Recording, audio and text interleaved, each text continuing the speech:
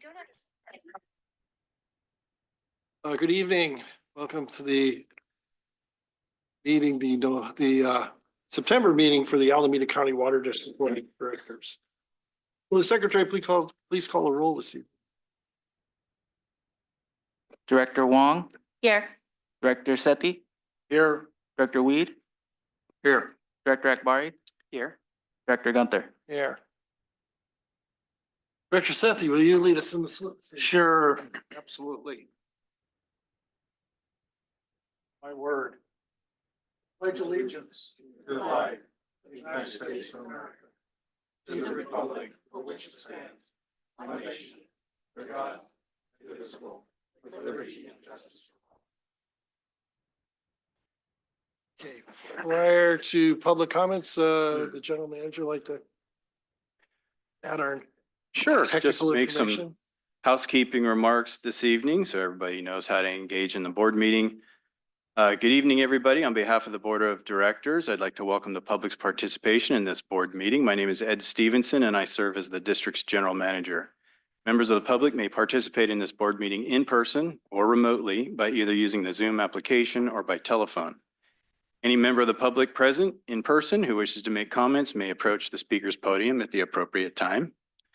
For those participating remotely, note that the meeting agenda, staff reports, and presentation materials for this meeting are all available on the district's website at acwd.org. You may reference the instructions at the top of the agenda for how to participate using the controls in the Zoom app or your dial pad if participating by telephone audio. This board meeting is being recorded and will be made available to the public for future viewing. And I'll just add that we've got a pretty packed agenda this evening. We will have a closed session toward the end of the meeting. And if there are members of the public that would like to receive a report as to what happened in closed session, you're welcome to stay behind while the board convenes privately in closed session later. Again, thank you all for attending, and President Gunther, that completes my housekeeping remarks. Okay, we'll move on to public comments. Anybody, I don't think we have any online this evening. Any members of the public in the room that would like to speak on an item not on the agenda this evening?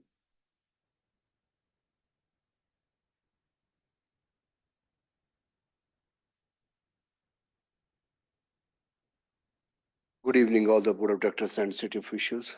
Myself is Vinod Kumar. I live in Newark for the last 31 years. By the way, I'm running for City Council of Newark this year. I've been working with the ACWD for the last probably 2 years for the project in Union City in 31252 Vision Street, where we had like 3 new connections for the water. Everything was kind of set up. The water line was set up in November last year. But the day it was supposed to set up, I was supposed to be there in the morning as per our conversation with the supervisor. But before I reached there at 9 o'clock, that was the time. The crew came early and they already finished all the digging and installation of the lines and everything, the setup of the meters. But what happened, when they did it, they have set up all those 3 meters just in the center of the gate, main entrance gate. Our project is a very huge, big project. It's a 22,000 square feet building, and it's going to take a while to finish, probably end of next year, or maybe it can take longer than that because it's a church, it's a temple. It's all depend on how the funds go. But now the way the meters are set up, we are not able to use that main entrance. If the crew, just for the courtesy, if they say, okay, let's call to Kumar and ask him, what we should do right here. We are in the middle of the gate. I don't think there is any kind of strict guidelines or anything specific that we have to follow that without jeopardizing that entrance. But nobody bothered to call, and they just finish it and they say, we are done. They just call me, we're done. You don't need to come. And we find out that later that how they have set up. So we are not able to use that entrance anymore. I try to resolve this issue, talking to Mr. Shan and the gentleman. But as per their decision that they have done as per the drawings.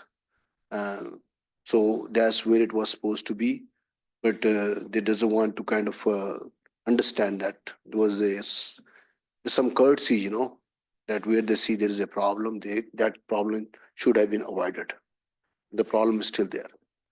The second thing is, unfortunately, it's not ACWD fault.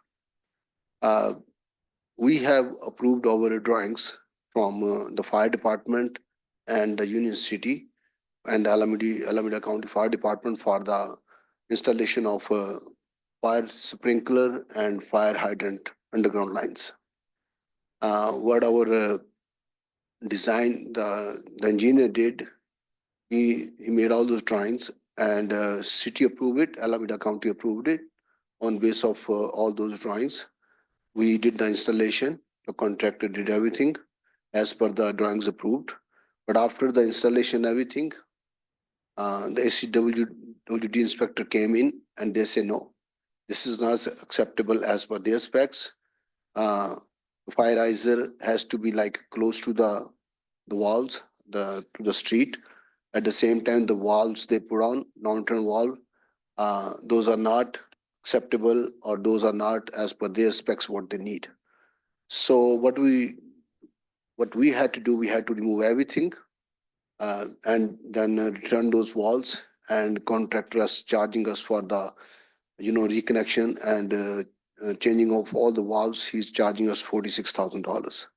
So what happened there is, I see is there is a big gap between the ACWD and the fire department and Alameda County Fire Department communication. All those drawings, all those, what are the requirement has to be signed off in the loop where, nobody will come and say after the installation, oh, this is not right. So there's something, and we are end up paying $46,000 to the contractor for that. So that's also a kind of a pain to us, but that's something can be improved if you guys consider that, we should be, ACWD should be in the loop of Alameda County Fire Department when they sign off any kind of design and set of drawings for this kind of job. And the one issue was for the fees. I was working with her since March for the waiving of the fees because the lines were set up. There's a 3 meter. ACWD start charging from day one, from November, the service fees. And I request them, by the time I find out what this fees is, and it was kind of, bothering me that we are not using any single drop of water, and why we have to pay every month for the 3 meters. And I was constantly asking the staff members, billing department, to please, this is a church, and we cannot afford to pay this kind of fees. Please, need to waive this. Stop. Whatever we pay, but next the dues what you guys asking us to pay $680 should not be asking for that.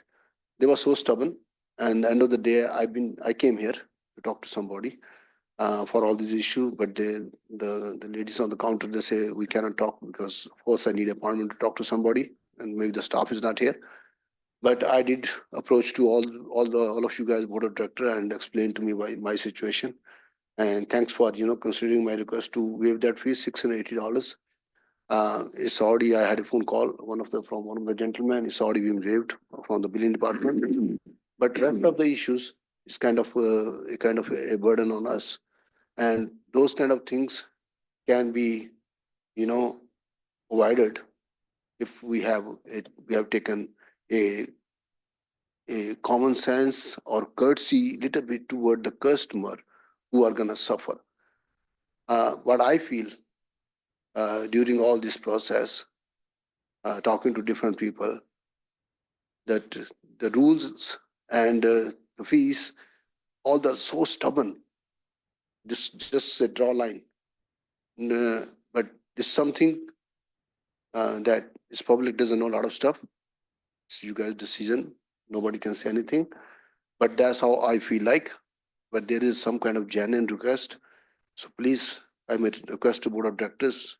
Please set up some kind of guidelines or some kind of rules that some people can be saved or can, like I'm paying $46,000 to the contractor now. Right, so that should have been saved, but it's burden on us.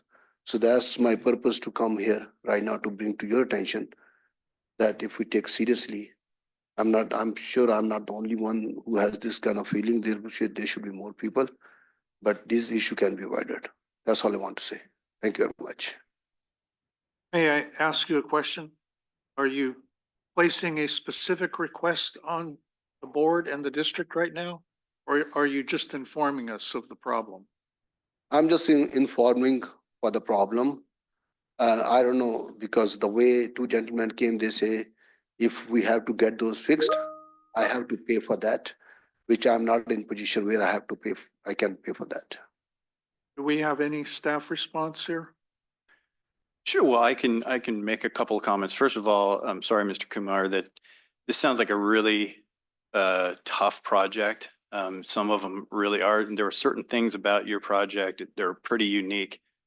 Usually folks are more unhappy with how long it takes us to get out there as opposed to us getting out there too early. So that's kind of unique. And in this case, too, with regard to the billing and so forth, definitely understand that situation. And I think that we've done our best to correct the situation and relieve you of those past bills and so forth. Definitely a unique situation there too, because normally when the meters go in, people are anxious to use the water. And in your case, it's very, very different, right? You're not planning on using the service and the water for some time. So, but I think we've resolved those issues as best we could. And I think we've tried to work with you to do, take care of the other issues. And certainly the backflow preventer issue is a real concern. I understand your concern there because from your standpoint, you have multiple jurisdictions and you're hearing from one jurisdiction that things seem fine and you're hearing from another jurisdiction that no, they're not. The plans themselves do show the backflow preventer requirements that if the contractor had followed them the first time, it would have been fine.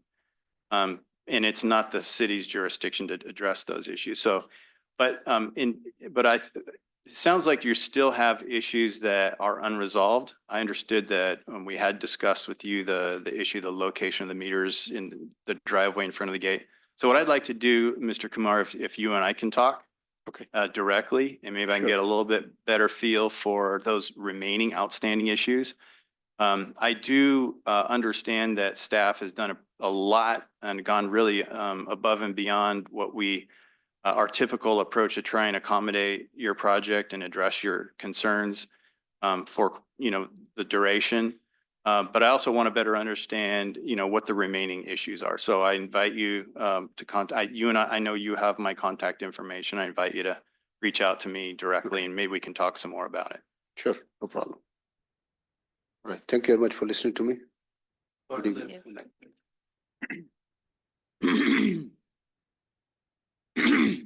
Next up then, further public comments?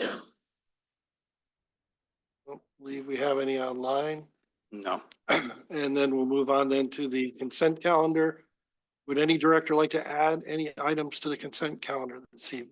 I'll make the motion to add items 5.2, 5.3, 5.4, 5.5, 5.6, 5.7, and 5.8 to the consent calendar, please.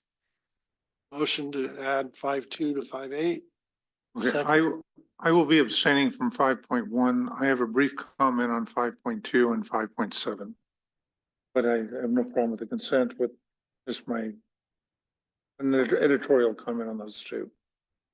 Clarification from council, do I need to amend my motion to remove, I think it's 5.2 and 5.7. 5.7? Yeah, you should probably amend the motion. Because you have a director who wants to make some comments on those two items. Okay, then I will amend my motion to add item 5.3, 5.4, 5.5, 5.6, and 5.8 to the consent calendar, please. I'll second that motion. Have a second. Secretary, call the roll for the amendment. Directors Huang, Aye. Sethy, Aye. Weed, Aye. Akbari, and Gunther. Aye. Motion to approve it as amended. I'll make the motion. I'll second. Secretary, call the roll. Directors Wong, Aye. Sethy, Aye. Weed, Aye. Akbari. Aye. And Gunther. Aye. Item 5.1. Director Weed, will you be? I have a property within 450 feet of the Alameda Creek and particularly Rubber Dam number 3. The project and change order will impact, I believe, Rubber Dam number 3 as well as Rubber Dam number 1, which is listed on the title here. So the question is it necessary to remove the step out or just basically not participate? Yeah, if you have property within 450 feet of the project, you should recuse and leave. Excuse myself from the room. Yes. Thank you. Come get you. It won't take long, Director Weed.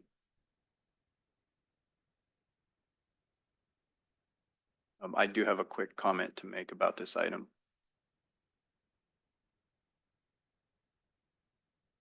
Okay, Director Weed is out. So just briefly, by the way, staff would be happy to read the staff recommendation, but this is amending a contract that we let some time ago related to Rubber Dam number 1 and the Rubber Dam bladder replacement. And we've used these services for various issues related to the rubber dam since then. What this amendment does is it takes care of some of the last remaining items related to Rubber Dam 1 and closing out the construction work for the fish ladder and so forth. But we've also needed to use these services to address storm-related damage to Rubber Dam number 3. So this amendment includes some of that. What it doesn't include is yet new information that we discovered the last just few days, and it was not included in the staff report, and that is some additional work that's going to be needed on Rubber Dam number 3, again, related to storm damage. And so I only bring that up. It doesn't change staff's recommendation, doesn't change the staff report, but it's just sort of full disclosure, transparency that there will be additional work that we'll need to have this service provider work on for the district. So, so beyond that, we certainly seek the board's approval with staff's recommendation. We need a full readout or? No, I'll move approval of item 5.1 as Motion- staff recommends. Second? Motion and second. Secretary, call the roll, please. Directors Wong, Aye. Director Sethy, Aye. Director Weed, Director Akbari. Aye. Director Gunther. Aye. Move in, Director Weed.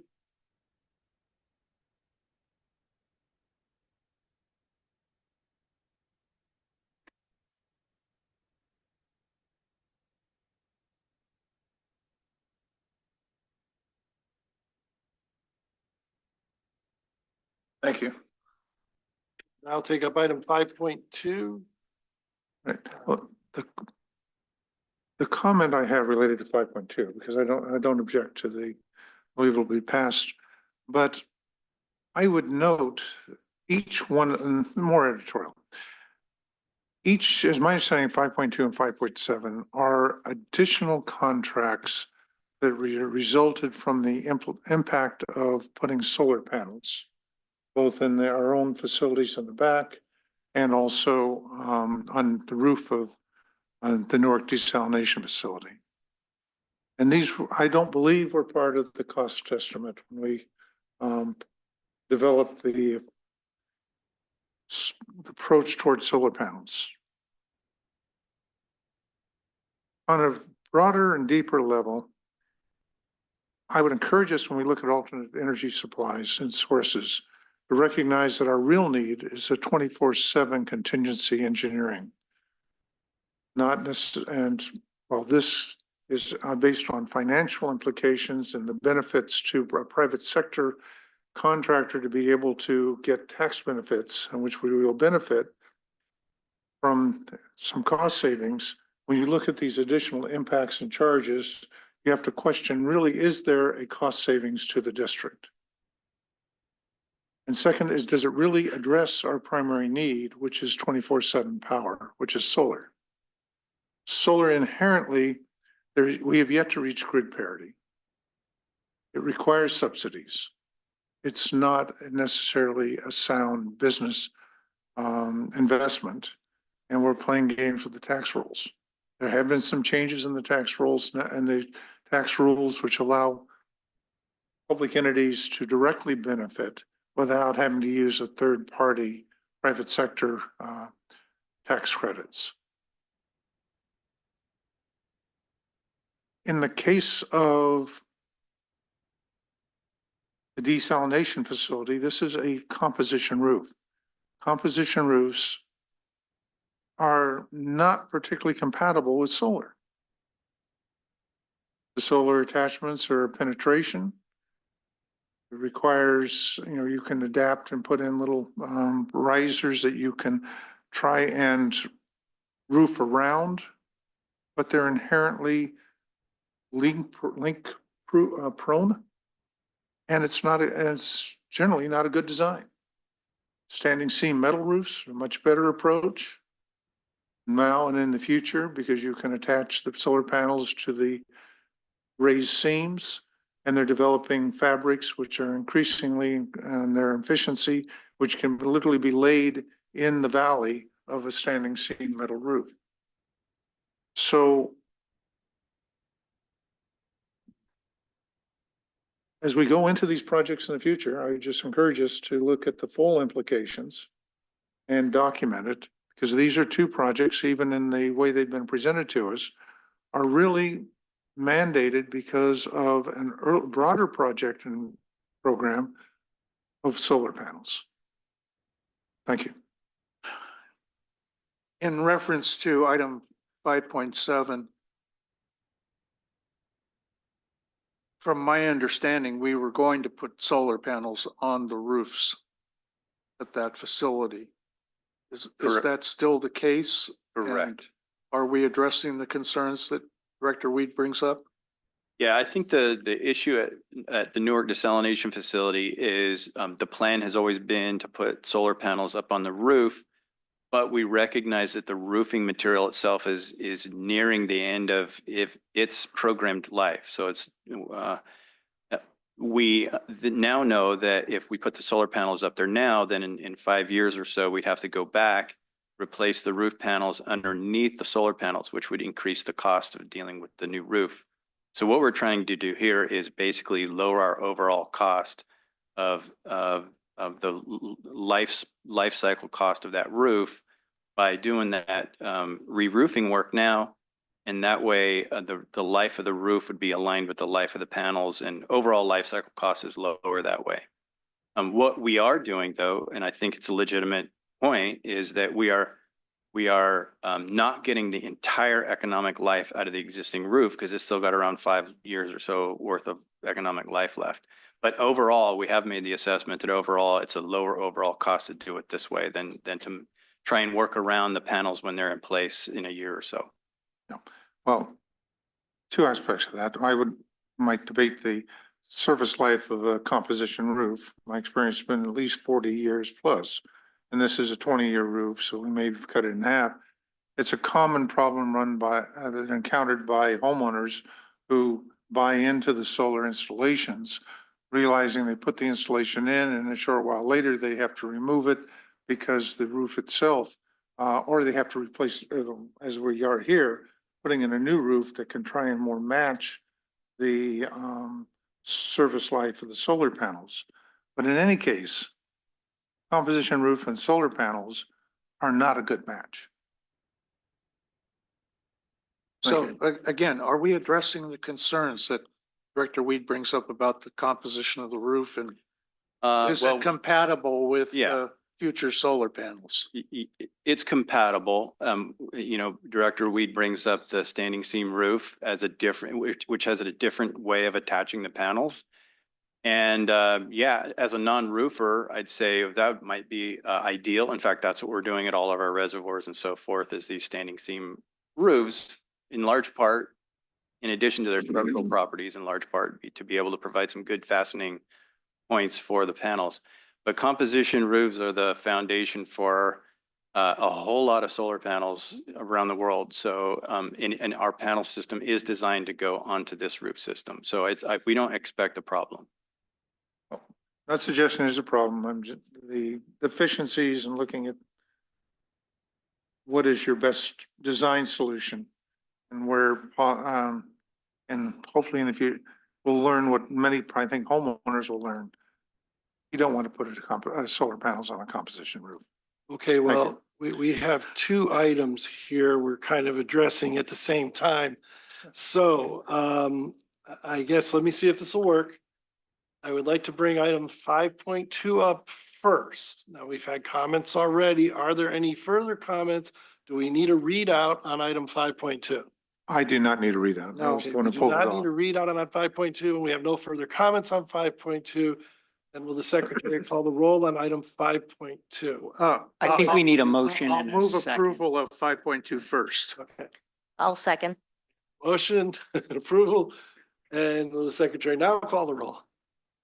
Directors Huang, Aye. Sethy, Aye. Weed, Aye. Akbari. Aye. And Gunther. All right, now we have item 5.7. We need a readout on item 5.7. I am not requesting a readout on 5.7. Do we have any further comments on 5.7?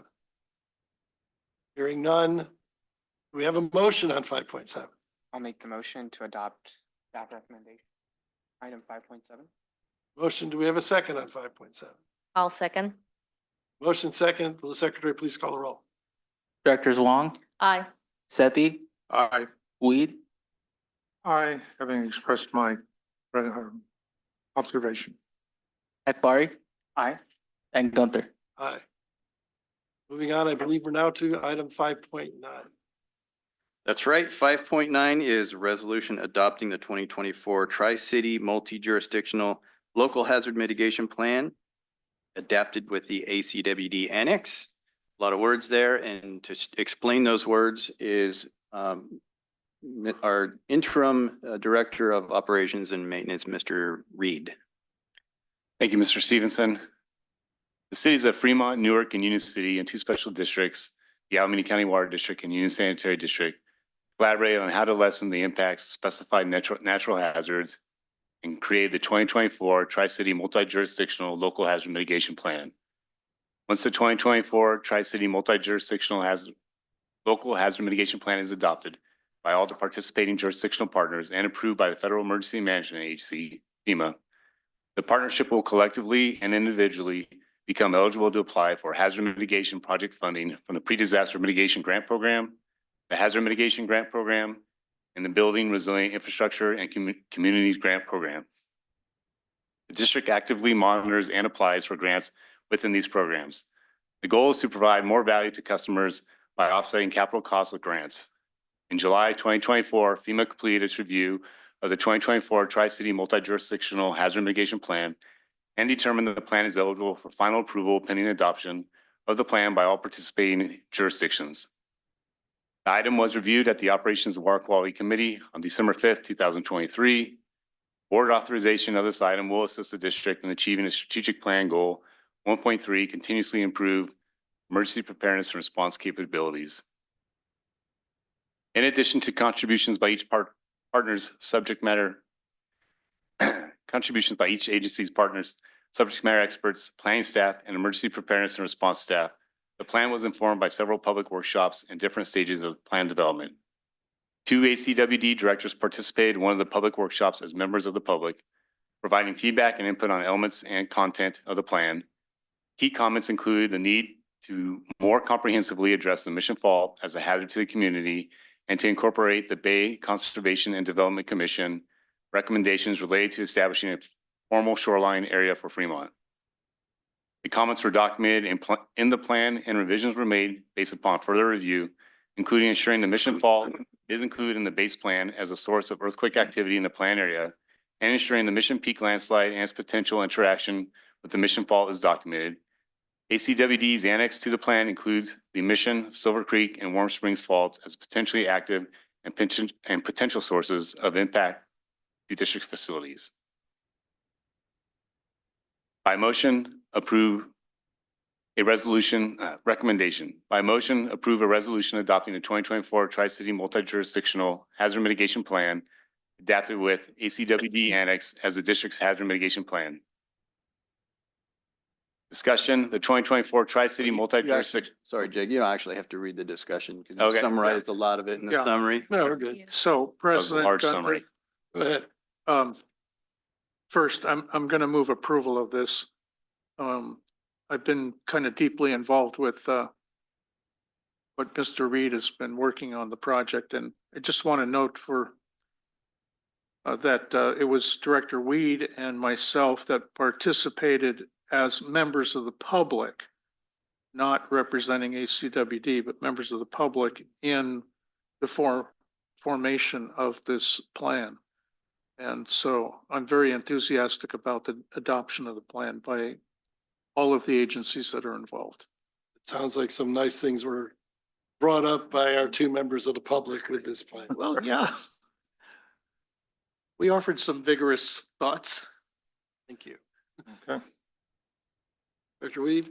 Yes, first of all, I believe this is every 5 years, correct, that this plan is reviewed and adopted? That's correct, Director.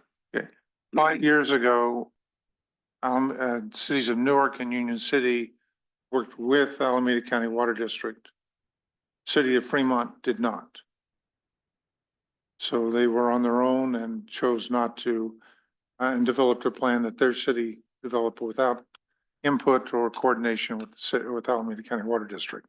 So this is a positive step to bring the three cities together. The two items that were mentioned, you mentioned the mission fault. It was my understanding that there was pushback saying that FEMA had not formally recognized the mission fault, and therefore it was not incorporated as a threat and risk in the in this plan. So, What is the status of the mission fault in this plan? right, so the Warm Springs Mission and Silver Creek Faults after 1982 were determined to be not seismically active. However, they are considered part of the overall Calaveras and Mission Calaveras and Hayward Fault zone. So that zone was included in the modeling. Let me clarify that a bit.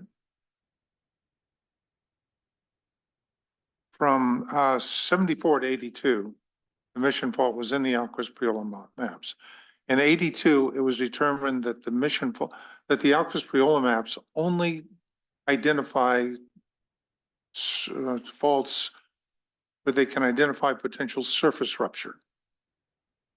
The mission fault being a thrust fault is at an angle, and they've not been able to identify the location. Therefore, while it remains active, it was removed from the Alquist-Priola maps for purposes of surface rupture, and therefore the special hazard study zones having to be developed. And later, in 1997, the mission fault was added by the Department of Mines and Geology in California as a type A fault, where the Hayward fault was a type B, one greater than 7.0, the other less than 7.0, the Hayward fault, the greater risk. And for about 4 years, it was listed, it remained as a type A, the highest risk.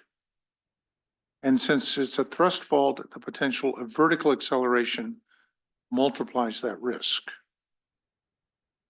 And it was a shaking zone. It was incorporated in the Uniform Building Code in 1997 and remains incorporated in the Uniform Building Code as an active fault. So I'm concerned that in the process, and given the pushback, that the real risk of the mission fault, by far the greatest fault, and Russell Kramer from the USGS has said 2 to 4 times greater magnitude and much greater damage than the Hayward fault in potential, and coming right down through many of our systems, including water treatment plant number 2. It's something because it connects the Calaveras fault to the Hayward fault. Calaveras fault is moving twice as fast south of the Calaveras Reservoir as it is north. And that transition and all the microseismicity aligns along the scarf of Mission Peak, coming down through along the foothills tying to the Hayward Fault in, near Niles, Nursery Avenue. So there's been continuing pushback by the city of Fremont to recognize its most dangerous fault, and much of the seismic activity, including most recently at Ohlone College, were related to the Mission Fault, not the Hayward Fault. So that's the reason, and 5 years from now, we'll have more data and we'll be able to explain it a little bit more. Yes, and to be clear, Director, due to your, I think Director Sethy called it active participation at the library, they're not pushing back.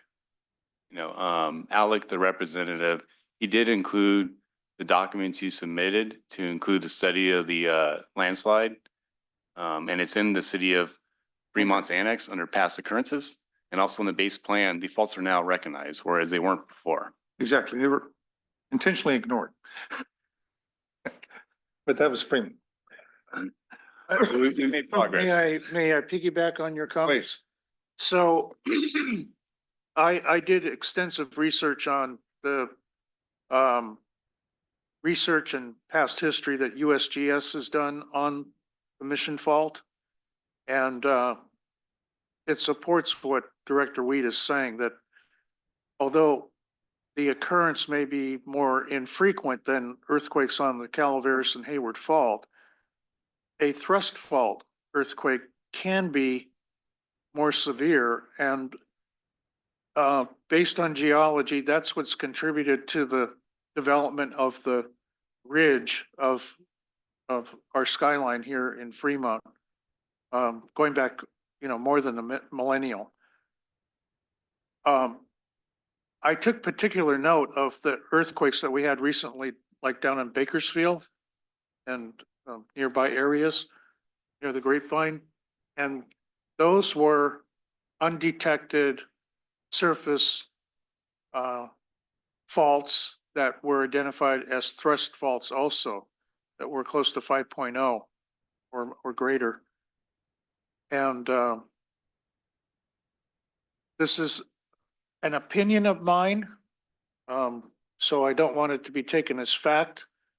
But having grown up in the community, I feel that our city councils in the past sold out to the developers on the hillsides and getting rid of all of our wineries here that we had. And they didn't want to take responsibility for potential damage or insurance recovery from the city when they approved those developments.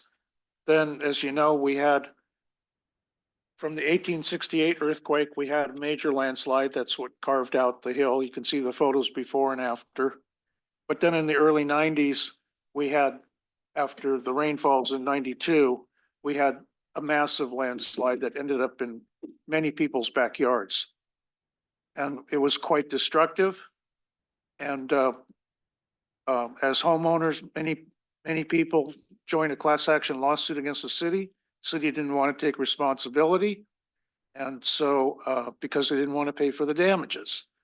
Same is true in Warm Springs. Generally, it's called Warm Springs because we have a lot of surface percolating springs and artesian waters that are flowing around Agua Caliente and Agua Frias creeks. And I know from personally meeting with a lot of neighbors, our former general manager helped me in doing a group presentation for about 60 residents who are all suffering today in Indian Hills, west of Mission Boulevard, down to 880 or 680, with water underneath their homes, the humidity of which is going up into their walls. Walls are buckling, their floors are buckling.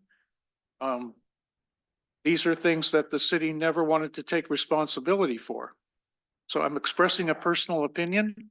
And my personal opinion is that the city of Fremont did not want to take responsibility for identifying the Mission Fault as a threat because it creates liability for the city. So just personal comments and background. A quick one. In 1998, the Northridge Fault was one of the most damaging faults in the history of the United States because it was a thrust fault with vertical accelerations of 0.8. Buildings were just totally demolished. We have a facility at Water Treatment Plant number 2, which is right in the alignment of the Mission Fault. We did a lot of studies, but it's hard to find a thrust fault at the time. So we were aware of it, but I would encourage us to make sure our design is such that we are not inordinately at risk. And the Loney College campus also had the fault go through it. I was on that board. Twice we've hired engineering geologists to relocate the fault for us so that we could put in different buildings. And now it comes down and on the official plans and does a dog leg. Each case there's a sharper dog leg to get around the main campus. So it has a long and somewhat sordid history. We'll see where it ends up. The next question I had though related to sea level rise, which is part of this hazard mitigation. Does this plan quantify sea level rise, and then if so, in what time frame?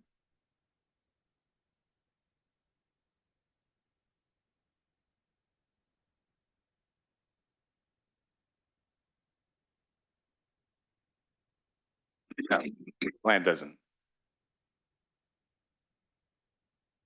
The DWR on the Delta conveyance has put into their EIR a 10.2 foot level sea level rise at the Golden Gate.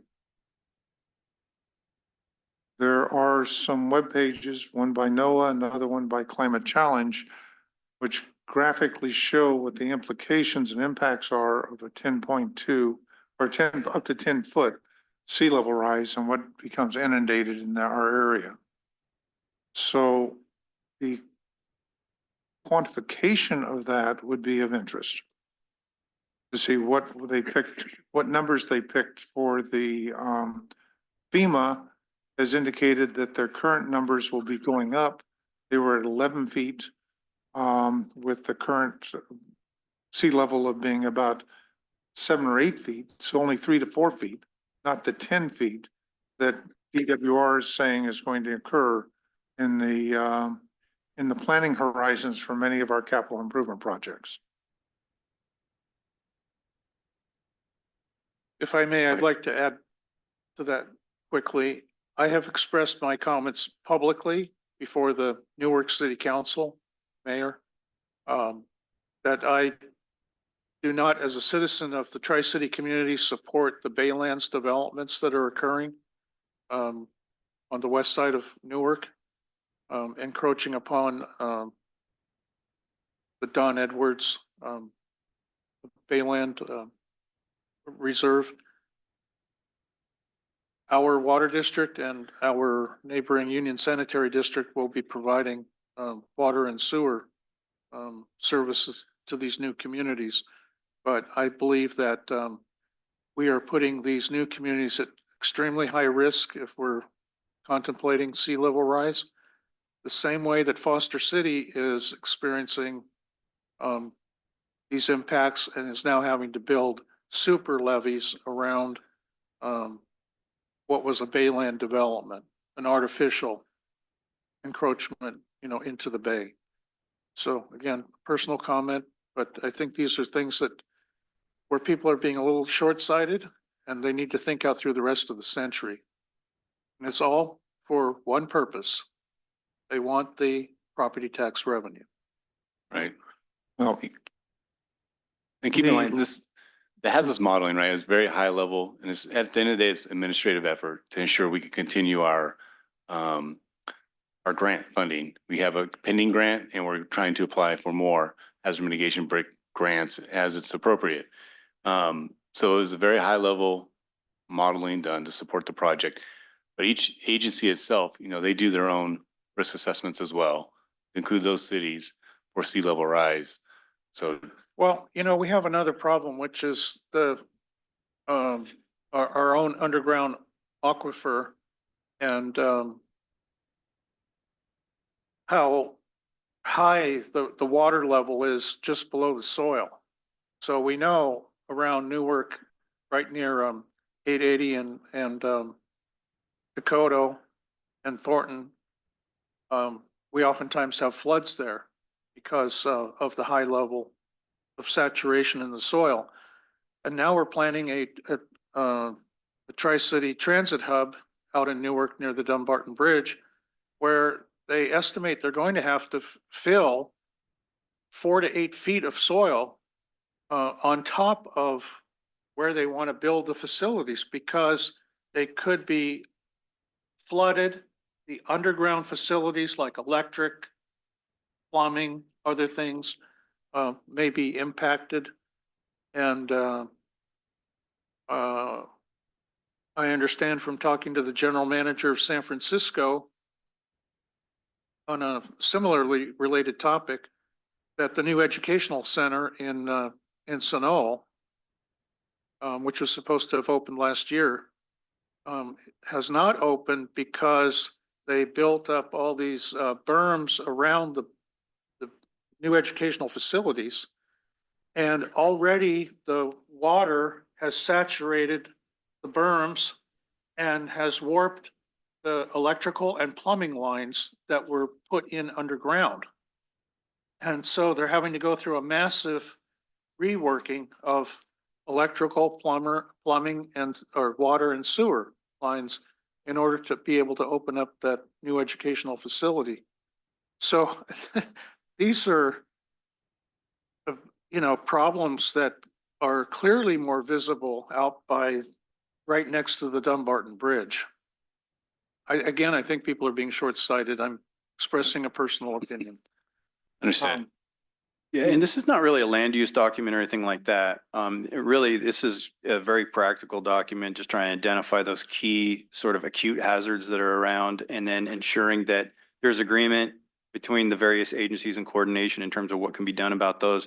And for us, it means identifying what the potential hazards are to our facilities, or again, acute hazards. I mean, it's a 5-year planning horizon, and then using that as, frankly, a basis for seeking grant funding. We've been pretty successful using this program in the past, and that's our intent moving forward too.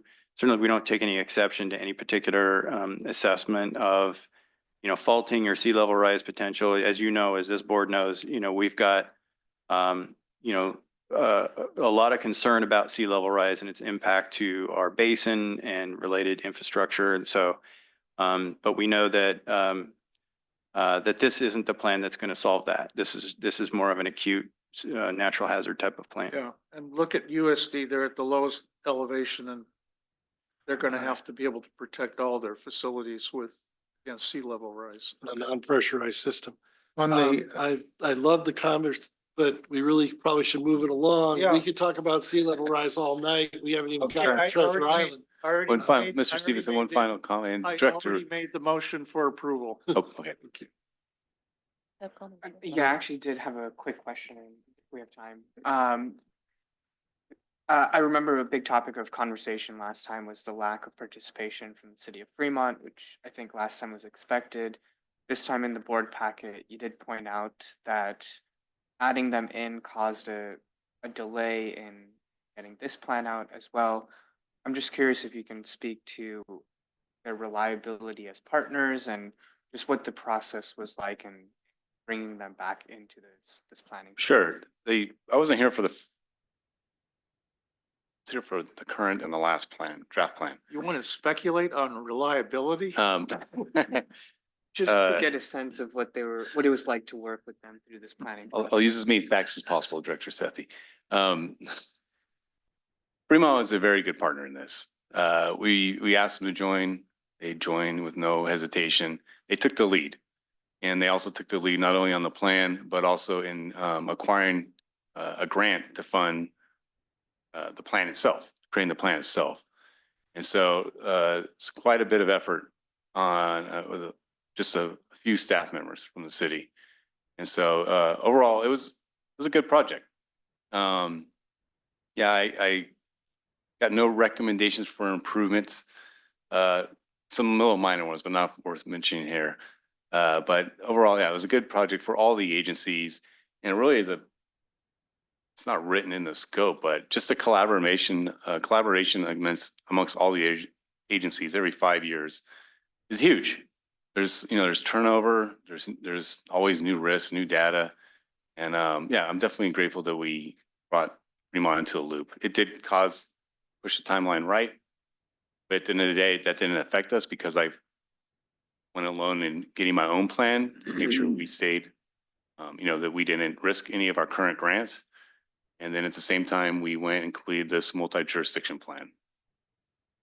And I'll just note that for things like this, the more local partners that you have working on it collaboratively, the better and more effective it is, right? We're better suited to be better connected to our partners in this service area in the Tri-City area. Granted, the more cooks you put in the kitchen, the lower probability that everybody's gonna be on alignment with how the stew is supposed to be made. But it's better for us and for our customers to have more of our local agencies all working together on these issues. Well, like I was saying in a committee meeting the other day, practice makes perfect. And so the biggest risk to our community is an earthquake on the Hayward Fault, and we're due. And so the more that these 5 agencies can work together to do like an annual practice event, the better for all of us. So I've made the recommendation. Somebody needs to second here. Okay, I think we have Director Huang comments. I'm just gonna quickly say, I am glad to see that all the agencies are working together. Be it we all agree with every single point or not, at least now there's a joint vision or definition what a hazard is and how to mitigate it. Plus, to be very selfish, as a director from ACWD, I would say having this plan would allow us to get more grants, so be it, go for it. And I kind of did squelch a little bit the sea level, but I love the conversation. And I would actually think that perhaps if we have an opportunity, it's a huge subject. It impacts us dramatically. We keep this on our burner, put it into committee maybe. I don't know if it's ready for prime time meeting, but keep studying it. Mission Fault, I know you just said Hayward Fault, and I'm beginning to wonder, maybe the Mission Fault is the one we should be looking at if it's going to be stronger if it fails. So there's a lot of stuff in this that is good stuff for us to target, to keep watching and watch the development. Sea level rise is the issue with sea level rise is going to change dramatically as it moves on. So it's not happening tomorrow. We have one good thing. We're not in hurricane territory yet. So we are in earthquake territory, but I agree completely with Newark. Some of the stuff up by Union City and on the bay, I'll tell you what, it's questionable. But anyway, I'd like to move it on then, and we've got plenty on our agenda tonight, and bring sea level back again. I request a second so we can get a I'll vote. second. We have a motion and a second. Secretary, call the roll, please. Directors Huang, Aye. Sethy, Aye. Weed, Abstain. Akbari, Aye. and Gunther. Aye. 5.10. Okay, 510, speaking of taking the lead. This is authorization of professional services agreement for Regional Purified Water Pilot Project Phase 2, public outreach, and to extend the term of the Regional Purified Water Pilot Project Phase 2, public outreach, and grant funding opportunities memorandum of agreement. So again, lots of words, and Ms. Heides can share more. Thank you, Mr. Stevenson. The district has been collaborating with the Dublin-San Ramon Services District, Zone 7 Water Agency, City of Livermore, Livermore-Amador Valley Water Agency, also known as LAVMA, and Union Sanitary District on the potential development of a regional purified water pilot project. Based on the results of of an initial feasibility study, which was phase one, the 6 agencies have all expressed interest in moving forward with phase 2 of the pilot project, which would focus on public outreach and education efforts related to purified water. The district is leading the phase 2 effort. A request for proposals, or RFP, was issued for phase 2 public outreach and grant funding strategy services. The proposals were evaluated based on established criteria defined in the RFP, including project understanding, project approach, proposed scope of work, and firm and personnel qualifications. Staff is proposing to execute a professional services agreement with Data Instincts for these services. Funding for phase 2 is through the Multi-Agency Cost Sharing Memorandum of Agreement, or MOA, which was authorized by the board in March of 2023. It's district's agreement number 4806, which included a commitment of $25,000 for the district's contribution toward the $120,000 in total funding for the joint effort. Staff is also proposing to extend the term of the existing memorandum of agreement through December 31st, 2026 to complete the project work. There's additional funding, there is adequate funding for the district's share of the project in the fiscal year 2024-25 budget. The pilot project was most recently reviewed at the July 24th, 2024 Water Resources and Conservation Committee. Board authorization of this item will help meet the district's strategic plan goal 2.1, maintain and enhance sustainability and reliability of local and regional water supplies. And just as a reminder, this item is solely based on outreach, and the district's participation in the MOA and this RFP and the associated activities doesn't commit us to anything beyond that public outreach phase of the project at this time. So with that, I am happy to share staff's recommendation, which is by motion, authorize the general manager to 1, enter into a professional services agreement with Data Instincts for a cost not to exceed $120,000 for Regional Purified Water Pilot Project Phase 2 Public Outreach, and 2, extend the term of the Regional Purified Water Pilot Project Phase 2 Public Outreach and Grant Funding Opportunities Memorandum of Agreement through December 31st, 2026. And I'm happy to answer any questions.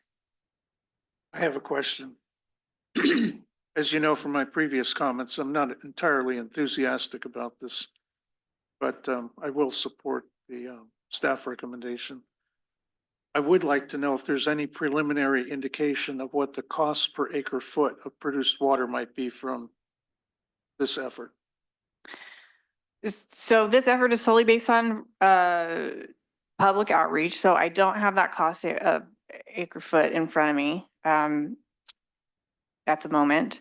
You recall we did our own study with USD that was had fairly high cost of dollars per acre foot. This is another project where we've really only done like super high level estimate. I don't recall the dollars per acre foot number off the top of my head, but as you know, this, if we were to pursue a pilot project with a concept that's been outlined with DSRSD, it would use existing infrastructure, so it may be more cost effective than what we've studied. But we're probably locally. talking about something like 4,000 to 8,000 an acre foot. I believe that's the range of what we looked at in the So it's study with considerably, USD, but again, that's all preliminary, so don't quote me on it. it's considerably higher than other native options that we have right now. But I'll support it if you want to study it. It's not such a big expenditure. And just to be clear, we won't be actually studying the alternative any further with this particular RFP. It is simply to do public outreach and education. Right. So we know that I know from the studies that DSDR did, going back almost 2 decades now, and what Santa Clara was doing, there was little appetite from the public for purified water or reclamation of water. But I know from their more recent studies, it's changed dramatically. So public is becoming more aware of the safety of purified water and less concerned about toilet to tap. So things are evolving. Okay. Good luck on the public outreach. Thank you. And we have a very capable team that we will be working on it. So My concern is that it puts the district in the untenable situation of, if we were to be honest, to explain to the public the risks involved with recycled water and the creation of PFAS, a highly toxic substance, where we're seeing 13-fold increases in wastewater treatment, and particularly recycled water, of those forms of PFAS, which are being regulated under CERCLA, joint and several liability. That the cost of treating the waste stream needs to be included and added to the cost of producing the product water, which may well be safe. But my fear is we'll be giving a deceptive and, if not false, narrative in trying to promote recycled water to the community. This is not, if you're going to have the promotion, it should be an honest promotion. And I don't see that that as being the role that's envisioned by the staff of ACWD working in this consortium, to be the honest broker. Because there are no honest brokers in the recycled water industry. And if we wish to be part of that, it is a tragic decision on the part of ACWD to join it. all right, thank you for sharing You know, that. One concern I have on top of Director Weed is that we know that there are PFAS concentrations that are much higher at the sanitary districts than there is in our own underground aquifer. So one question to ask would be, to what extent are we, because this purified water is going to come down Alameda to Laguna and then Alameda Creek, are we impacting our fishery environment in any way into the future? That's a might good be- question. All Yeah. of that would need to be studied and, looked into before we were to actually execute a project like this. We're not proposing to do that at this time. So at this point, the scope really is just focusing on public outreach. And I would just like to add for the record that ACWD staff is certainly committed to being totally transparent and honest with the public in our, outreach that we do with this project. And they still want us to be a part of the to make that presentation, an honest presentation. There is an oxymoron here. Thank you. Director Akbari? Nothing from my end. So I do have a question for staff. So can you explain it a little bit more? Help me out understand, what does a phase 2 outreach do? Are we taking our customers' temperature within our district about their acceptance of purified water? Or are we just going to say, hey, we have a project out there, what do you think? Good question. So the scope includes a variety of outreach talks. And let me pull it up right here so I can share more details. The project, they're going to review all the background that was developed as part of phase 1. They're going to be identifying a target audience. They're going to be having things like workshop with partner agencies to identify those different those different audiences in the Tri-City and Tri-Valley areas. Then they're going to be developing a strategy to look at what timeline and tactics they want to use for doing outreach, and as well as key messages. So that would all be based on fact, of course, related to purified water and the potential project. And then they do have the possibility of conducting a survey as an optional task. That's something that we're thinking about as well. But the project has yet to be kicked off. We haven't approved the contract yet. So those are all things that would be worked out with the project team as they kick it off. So they've got workshops that will be held. And then one of the other big tasks is developing the actual outreach materials, some of the deliverables, things like graphics, logos, websites, fact sheet, FAQs, and an informational brochure.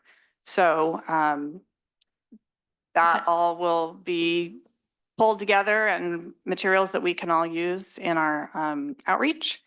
And that's sort of a quick smattering of what's in the scope here. No, you told me what I want to hear, which is there's a task in there that's focused on serving our customers, right? Reaching out to our customers, because part of what I think my job is to reflect our customers' thoughts and their acceptance of these projects. I could tell you personally, I like recycle water projects, and I think it's based on very high level evaluation between the Union Sand project and this project, just based on the infrastructure requirement or lack thereof for this project. Since we're using existing infrastructure, this probably would be cheaper. I'm going to say probably because, you know, you do need to look at the actual details, right? But I digress. This is just outreach.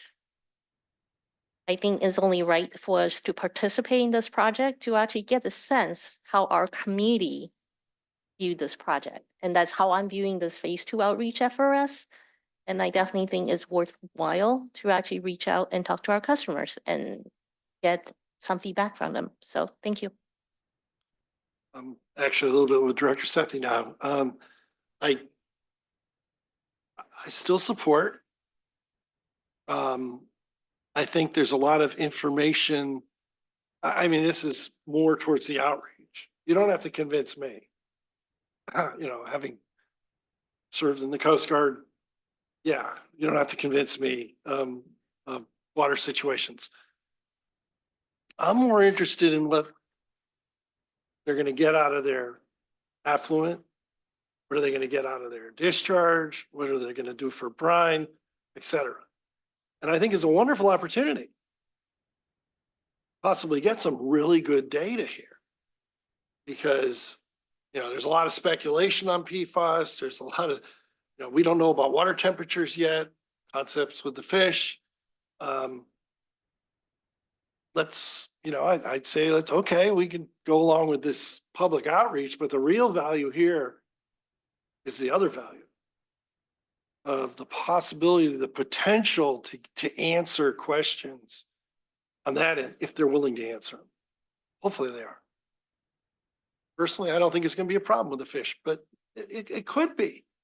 And if it is, then we have a problem because we just spent a ton of money to make the fish happy. And right now the fish seem to be happy. I'd like to keep them that way. So I'm still with it because it is a public outreach thing. We'll see how it goes. Motion? I'll make the motion to move staff recommendation, but before we go further, are there any members of the public? We forgot to check. And Yeah, can't see I that. checked a minute ago. There are none, Okay. no members of the public Sorry. online. I'll second. Motion and a second. Secretary, please call the roll. Directors Huang, Aye. Sethy, Aye. Weed, No. Akbari, Aye. and Gunther. Aye. 5.11. Okay, well, this is, speaking of phase 2 and water resources issues. Item 11 is authorization of professional services agreement for phase 2 of the development of an Alameda County Water District Water Resources Master Plan. And Ms. Hydas gets this one too. Thank you. We love phase 2s tonight for sure. How do you So- get through phase 3? No, but we're excited to bring this item to the board as well. The district's updating its Water Resources Master Plan, as you're aware, which is the 1995 Integrated Resources Plan, or IRP. The updated plan will serve as a long-range planning document to outline the district's water supply strategy, inform future infrastructure and water supply investments, and support compliance with numerous statutory requirements. The updated plan is expected to have a 20 to 30-year outlook. Development of the plan will be guided by the Board of Directors' input on policy objectives and agency priorities, which will be informed by stakeholder and public input. Phase 1 of the plan was completed by Woodard and Curran in the spring of 2024. A public solicitation process was completed for phase 2 of the plan, and only one proposal was received from Woodard and Curran. Upon review, the proposal was found to adequately address the scope of work and the cost and level of effort at $831,968 to be consistent with staff's pre-bid estimate. Accordingly, staff recommends acceptance of the proposal and to authorize the general manager to amend the agreement in an amount up to $200,000 to cover potential contingencies, including additional public surveys, media support, or additional technical studies needed to complete project work. There is adequate funding for the expenditure included in the fiscal year 2024 and 25 and fiscal year and subsequent year budgets. This item was reviewed with the Water Resources and Conservation Committee on August 28th, 2024. Approval of this item will help meet the district's strategic plan goals 2.1, maintain and enhance sustainability and reliability of local and regional water supplies, and 2.4, plan for future water supplies. So we're excited to have this item moving ahead, and you're going to hear a little bit of a preview on tonight's one of the presentations of information leading up into this phase 2 effort. But for now, tonight's recommendation on this item is by motion, authorize the general manager to 1, execute a professional services agreement with Woodard and Curran in an amount not to exceed $831,968 for consulting services for phase 2 of the development of an ACWD Water Resources Master Plan, Job 10008.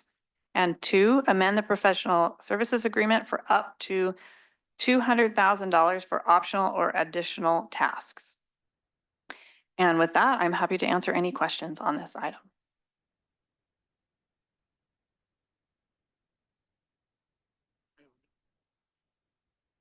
A lot of thoughts, but not for this forum. Thank you. I'll move for approval of the staff recommendation. I'll be happy to second. We'll get a second. We'll stick comments. We'll get a second. Director Akbari, second. Comments? No problem.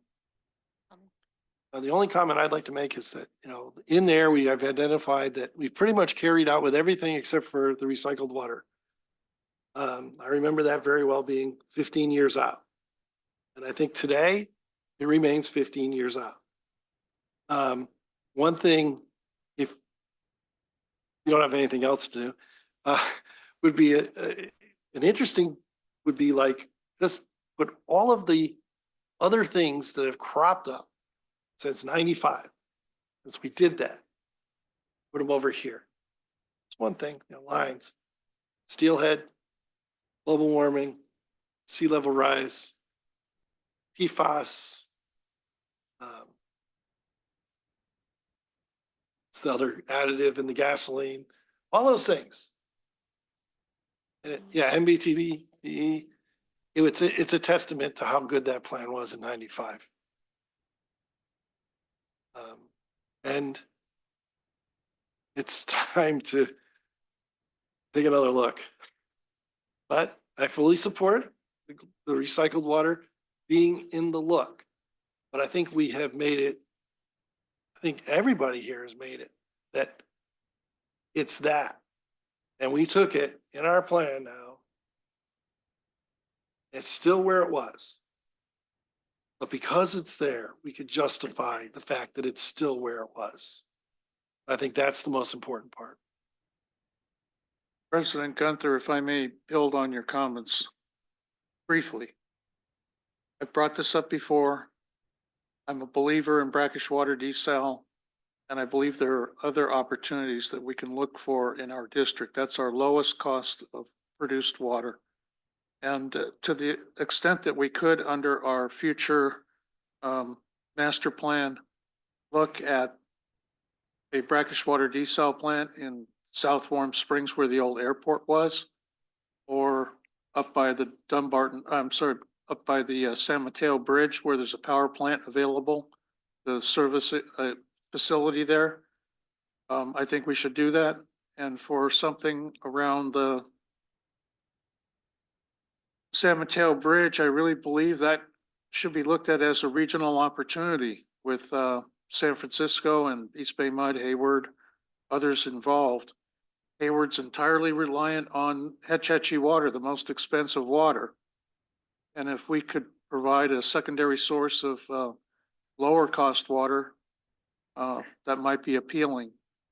And perhaps it's something much larger than our current facility. Maybe we have the ability to do something like 40 to 100 million gallons a day for a regional facility and have people sharing the cost of that. So it's something I would really encourage us to take a look at. And maybe I came across a study recently that goes back many years on the geology of the underground aquifers that are with East Bay mud, because they have a Bayside facility that they've been working with, and I was looking through those geological reports, which are publicly available, and then Hayward, and then down into the Niles Cone. And so I understand the different strata in those underground aquifers, but I think we need to kind of at least initiate a study on what the underground aquifer really looks like in the northern part of our jurisdiction. Thank you. I will make one comment. It is important to identify future water facilities that we can use. An example is the Niles Canyon Aqueduct. By not having identified it in our water resources plan as a future asset to the district, it's been threatened by a number of projects, including the Niles Canyon Trail, the San Francisco giving away right away without informing us. So there are elements there that Back to the Future that were well designed. If we can get out of open channel conveyance, including Alameda Creek, we would be far ahead of the game. So second, there's going to be a water market. Sigma will give a value of the wells and the potential for ownership rather than merely leasing property. Semi-tropic agreements are vulnerable under Sigma, and are, as we can recognize now more and more, by 2039, that deadline comes all too soon. So If I may, can I Thank you. bring this agenda back to the contract? We could talk about what should be in the plan when the plan comes up. I agree. But I'm saying what I was yeah. trying to raise was the importance of identifying these elements, including Deval, that And that because will once be they're there, part of the plan. we We're just can't- talking about awarding the contract, we have right? to play. We have a card, we have a card on the table. If you don't put it in the plan, you don't. Well, Thank you. Thank you. it's not on the agenda. Yes, I'm happy to report we have a great team of experts, both on the consultant team that we'd be hiring with this contract, as well as our internal team to be able to evaluate all these things, including a desalination expert on the consultant team. So we're well prepared to address all your questions as we get into phase 2. Wonderful. Thank you. Okay, We have a motion do and a we have second. a motion and a second? Secretary, then please call the roll. Directors Huang, Aye. Sethy, Aye. Weed, Aye. Akbari, Aye. and Gunther. Aye. 5.12. All right, we'll switch gears a little bit, move away from less about water resources, more about customers and finances and so forth. And so this is 5.12 resolution establishing fees for an opt-out of the advanced metering infrastructure radio transmission unit program and updating the district's rate and fee schedule and finding that the amendments are exempt from the California Environmental Quality Act. And so this one gets sent to our Director of Finance, Mr. Wunderlich. Great. Thank you, Mr. Stevenson. Good evening, members of the board, staff, and public.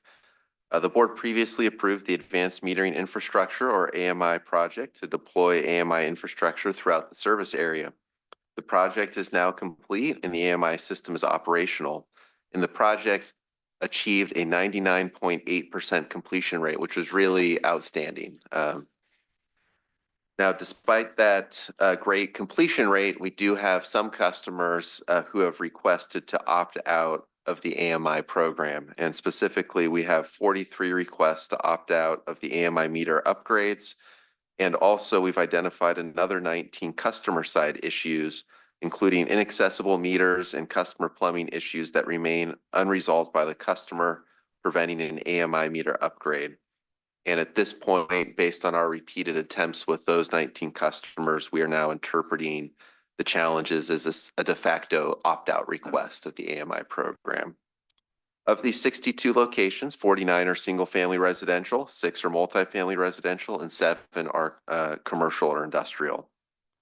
The primary reason for the 43 specific opt-out requests are health-related concerns surrounding exposure to the Federal Communication Commission certified AMI communication device that utilizes existing cellular coverage within the district service area.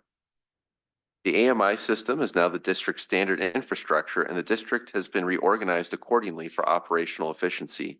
Meter reader staffing positions were eliminated during the reorganization as planned, and as such, customers requesting to opt out from the district's standard water service infrastructure will require the reestablishment of a manual meter reading business function. The cost associated with an opt-out program for these 62 locations, estimated to be between $18,000 and $21,000 annually, would be assigned and billed to the individual opt-out customers. This would be accomplished through a one-time setup fee of $125 and a recurring manual meter reading fee of $48. This item was reviewed with the Finance and Administration Committee on August 20, 2024. Board authorization of this item will assist the district in achieving Strategic Plan Goal 1, maintain and improve the cost effectiveness and value of district services, and Strategic Plan Goal 3, improve the district's financial stability and transparency.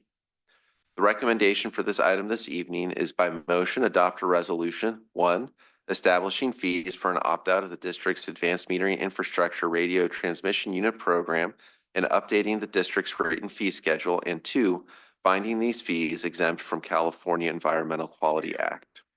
So with that overview, I'm happy to take any questions. Just a quick request that that be a metric that's provided to us annually, because hopefully we'll be able to whittle down this number to with the primary target being 0. And some of those are physical arrangements where we have to go in and solve a service problem for whatever it is. So as long as we can keep we don't measure it. If you measure it, it'll improve. And if we can just give us each year a report on what that number is, would be helpful. We can absolutely do that. It's our intent before any fee is imposed on anyone that we would do an additional round of outreach and give customers another opportunity to opt in to our standard system. And of course, there will never be any cost to a customer to opt into the standard infrastructure. And then what we'll also do is each year as this program is ongoing, we would reevaluate the fees. And of course, we would attempt to maximize our efficiency within this manual program so that the fees are no more than they need to be. And within that annual fee review, we could absolutely bring to the board the number of remaining customers that are opted out. I'd just like to mention this was reviewed in the Finance Committee, and I had a lot of concerns going in because I thought this was potentially an onerous charge on people and that maybe they should have the option without these excessive charges that we would impose on people. But the more I came to understand where the staff is coming from, that this is really a compliance with the future direction of the district and everything. And hopefully we can encourage people to move forward. I also understood better that most people's concerns were about the radio frequency issues that they might be nearby, having come out of the cellular industry where people have their cell phone right next to their ear. A lot more RF right next to your ear than there is, from a meter way out on the street from your home. And so I had to endure a lot of the negativity early on in the cellular industry where there was, because half my patents were on, when I was developing a cellular modem, where half the patents were on micro antenna technology. And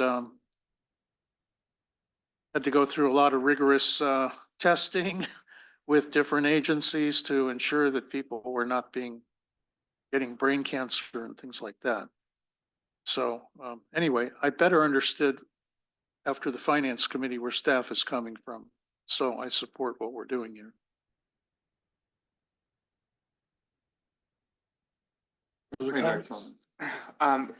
My comments were actually going to be very similar to Director Sethy's. When I first saw this, I found the fees to be a little bit on the higher side, especially compared to some of the other agencies that we were benchmarking against.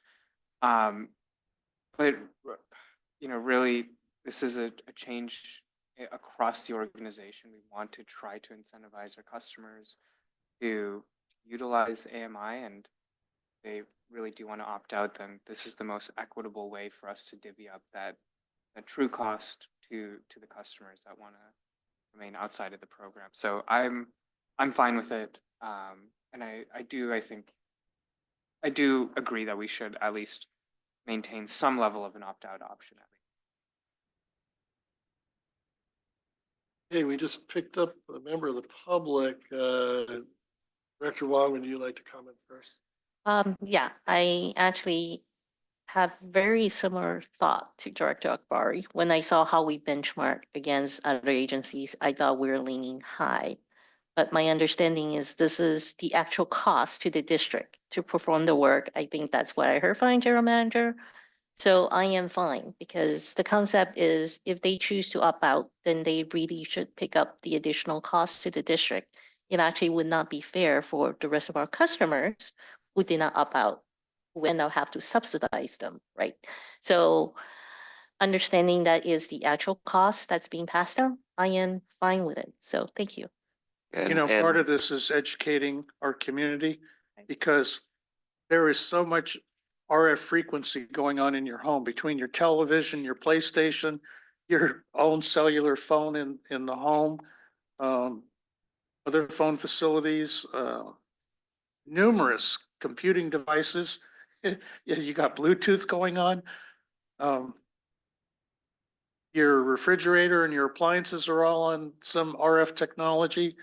I mean, it's everywhere around us. It's ubiquitous. So the more we can educate our customers that something very remote out on the street is not going to harm them, the better. Before I comment, I'd like to check with the public. I see we've Mr. Nishmar is on board. Would you like to comment on this item or give you a second to put your hand up? Oh, there we go.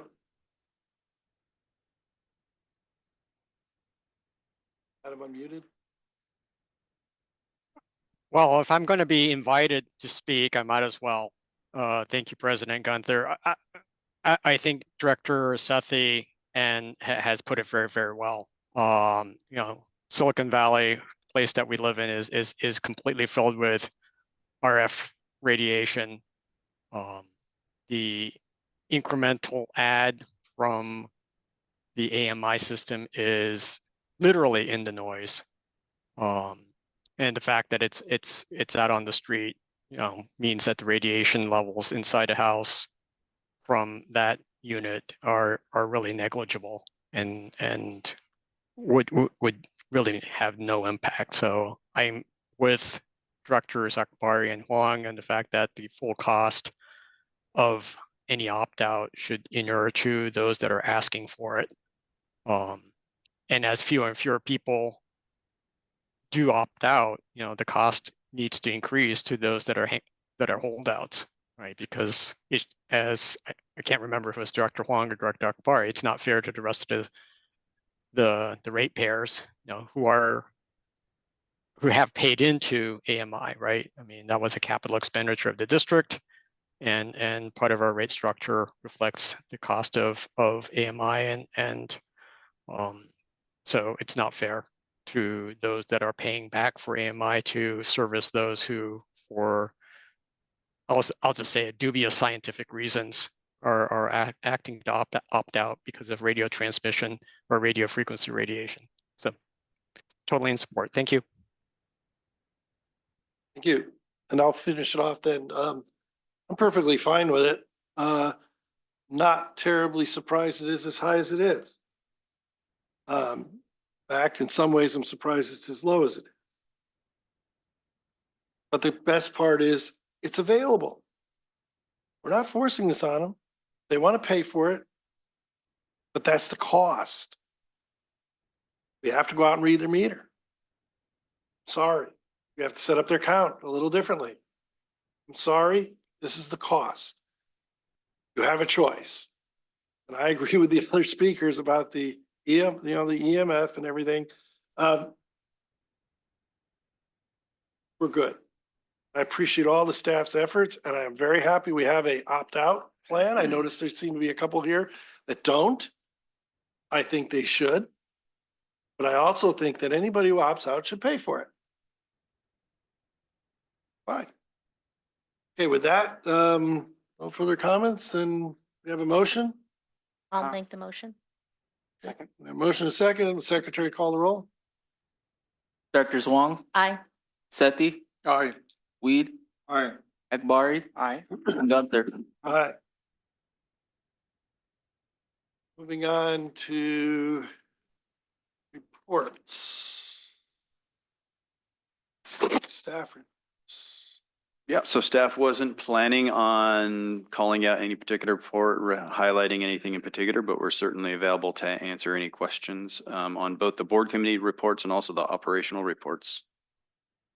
Comments, questions on the board reports? I have one, which I'd like to draw to our attention. And it's one that I brought up with the staff beforehand, so they may be able to reply. I noticed on the consumption report and the meter reports, and the water revenue report, so 6.2.4 through 6.2.6. We actually had an increase in consumption fiscal year over fiscal year of close to 4% on residential accounts and close to 10% on CII accounts in the past year. I found the CII increase a little surprising because a 10% increase in 1 year is quite substantial. So overall, we had about a 6.25% increase in consumption. Our number of CII meters was static year to year. We had a slight increase on residential accounts, a couple hundred, 300, but our water revenue went down. So I found that to be a real anomaly, that our consumption went up, same number of accounts essentially, but our water revenue went down. So I asked for an explanation from our staff, and Mr. Wunderlich provided one for me. So I thought I may ask him to help explain this anomaly. Yeah, there are a couple of things to think about here. The most significant item is the drought surcharge. The drought surcharge was in effect for much of the 22-23 fiscal year, but then was rescinded by the board late in that fiscal year and was not in effect in the 23-24 fiscal year. So that's the primary reason why the revenue went down, even though the consumption went up. One other factor is what I'll call the basis of accounting. We have different reports that show things a little differently. Like what you see in our budget document is all on a cash basis. So it's based on when we get the cash. What you see in our annual comprehensive financial report is on an accrual basis. So it means based on when the service is provided. This report is yet on a slightly different basis in terms of the water billings report. It's based on when the water bill is issued. So it's the total amount of water bills issued during the fiscal year. And so it's not uncommon to see small variations of maybe $2 to $3 million from year to year based on the exact timing of when a bill is issued versus when a bill is paid and so on. So the main reason is this drought surcharge, but as a secondary reason is kind of the basis of accounting and that you'll get some slight variations based on exactly how you pull the data. So I had a secondary question, which was if our consumption stayed flat, would that yield a higher revenue based on 2 rate increases that will have been in effect? One for 22, 23, and then 23, 24, 25. Yeah, correct. So if consumption stays flat, then revenue would still continue to go up a little bit based on rate increases. And also as new accounts enter the system, you would see a slight revenue increase associated with that. So yes, we would expect that to happen. But as you can see, we had kind of a high water year in 2021 with about 17.8 million HCF in water sales. And so while demands did pick up a little bit last fiscal year compared to 22-23, they're still about 10% lower than that 2021 year. And so that's why you see kind of pretty flat billings over about 4 years or so, because even though rates have been going up, when you consider the change in sales volume combined with the introduction and then rescinding of a surcharge, that all kind of adds up to revenue staying kind of flat over the last few years. Final comment, something to think about in the future when we have our next drought and we impose a drought surcharge. Maybe there's a little bit better alignment between when the surcharge ends and the rate increase comes into effect. Because here we had about a 9-month gap, and then when you have billings that go out in March, and it's every 2 months, we're kind of shortchanging us on that 1 year till we can ramp back up. So here we had an increase in consumption of 6.25% overall, 10% in CII, but we didn't, which is 1/3 of our revenue. We didn't capture that increase of revenue, water sales. Just something to think about. And again, we'll make the note that if we had a better distribution between service and commodity charges, we wouldn't need a drought surcharge.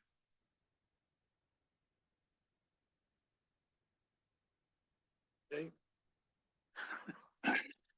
I think we're in then to. John and I are driving down to Watsonville tomorrow morning for the Region 5 conference. We're going to have quite a debate. I see you guys on the side of the road as I drive by. Or hopefully I won't see you on the side of the road.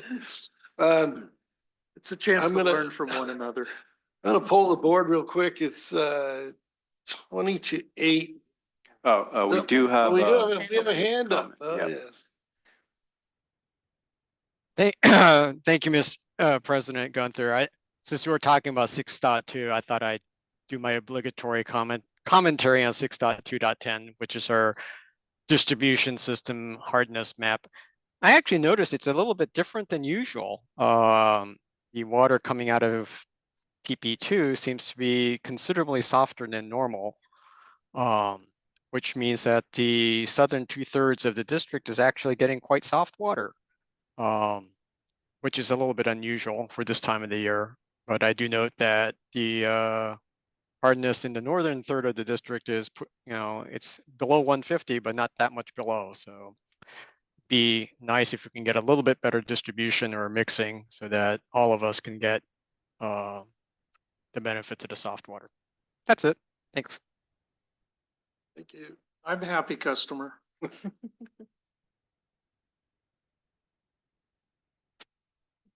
So, all right. Yeah, so I'm going to pull the board. Does the board want to break, or do you want to push through the 2 staff reports or one of the staff presentations? Whatever your pleasure is. Let's keep pushing that a little bit. We've got a lot to cover. Okay.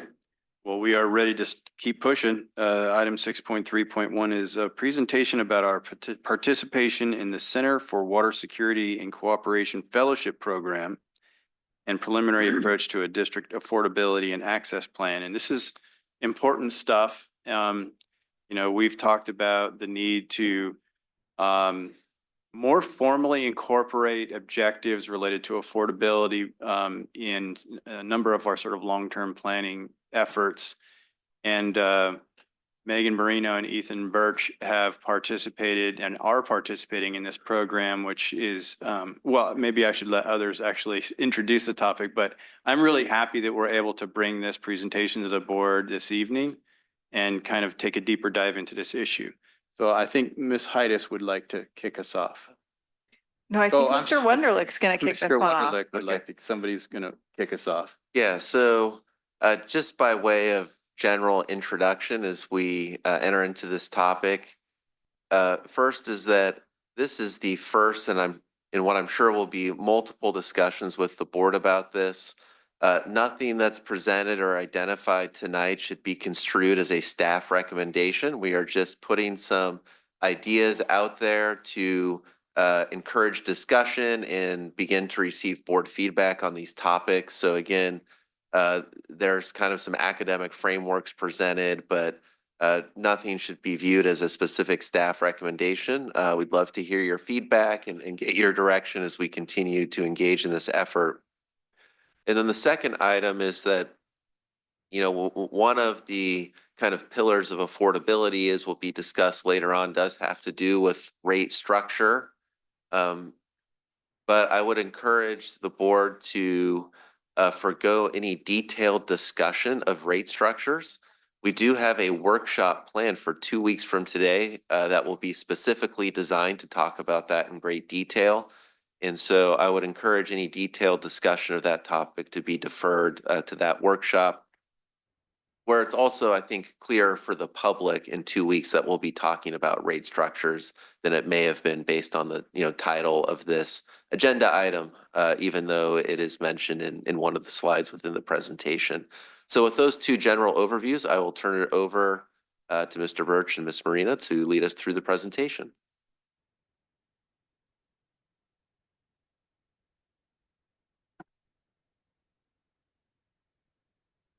Good evening. Thank you so much for having us. I'm Megan Marino, Ethan Birch, and today our topic is participation in the Center for Water Security and Cooperation Fellowship Program and preliminary approach to a district affordability and access plan.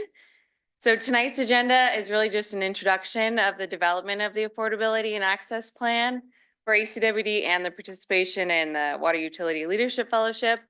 And then we'll define the problem. Ethan will overview affordability issues and metrics, and then we'll close off with a sort of a pillars of affordability and components of minimizing costs and possible implementation strategies. Ethan and I applied and were successful in being selected for a fellowship through the Center for Water Security and Collaboration, which is a nonprofit based in Washington, D.C. Through the fellowship, we are to develop an affordability and access plan for ACWD and its customers. And so far, participation is included, and I'll just get to some of the funner stuff. The Center for Water Security actually came to visit us. So you can see in our hard hats, we're at the PFAS construction site. They came to visit us. We actually went to go visit them in DC, along with the 4 other utilities that were selected throughout the United States, listed there in the bottom left corner. You'll note that there is only one other California water utility, which is of note because there's only one other utility that's subject to the same California laws and prohibitions such as Prop 218 and some of the limitations on affordability like that. Other things we've done this far are utility questionnaire. So we gathered information internally and also a household questionnaire in which we've been gathering information from our customers related to access, affordability, and shutoffs. And we've also kind of developed a rough outline and shared that with the center. And we've been looking for feedback on that, but nothing has been set in stone.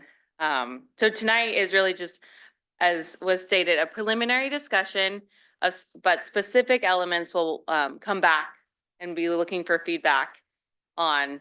And so next, let's talk about defining the problem.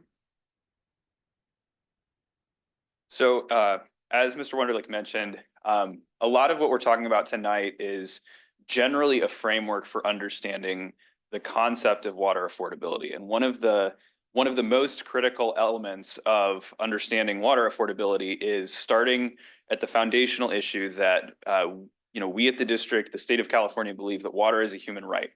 As a result of that, it follows that there should be a certain amount of access that is shared universally among our customers to water.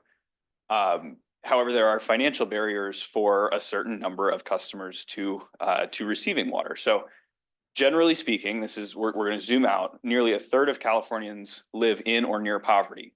For us, it's a little bit lower. It's about 9% that are close to the federal poverty line.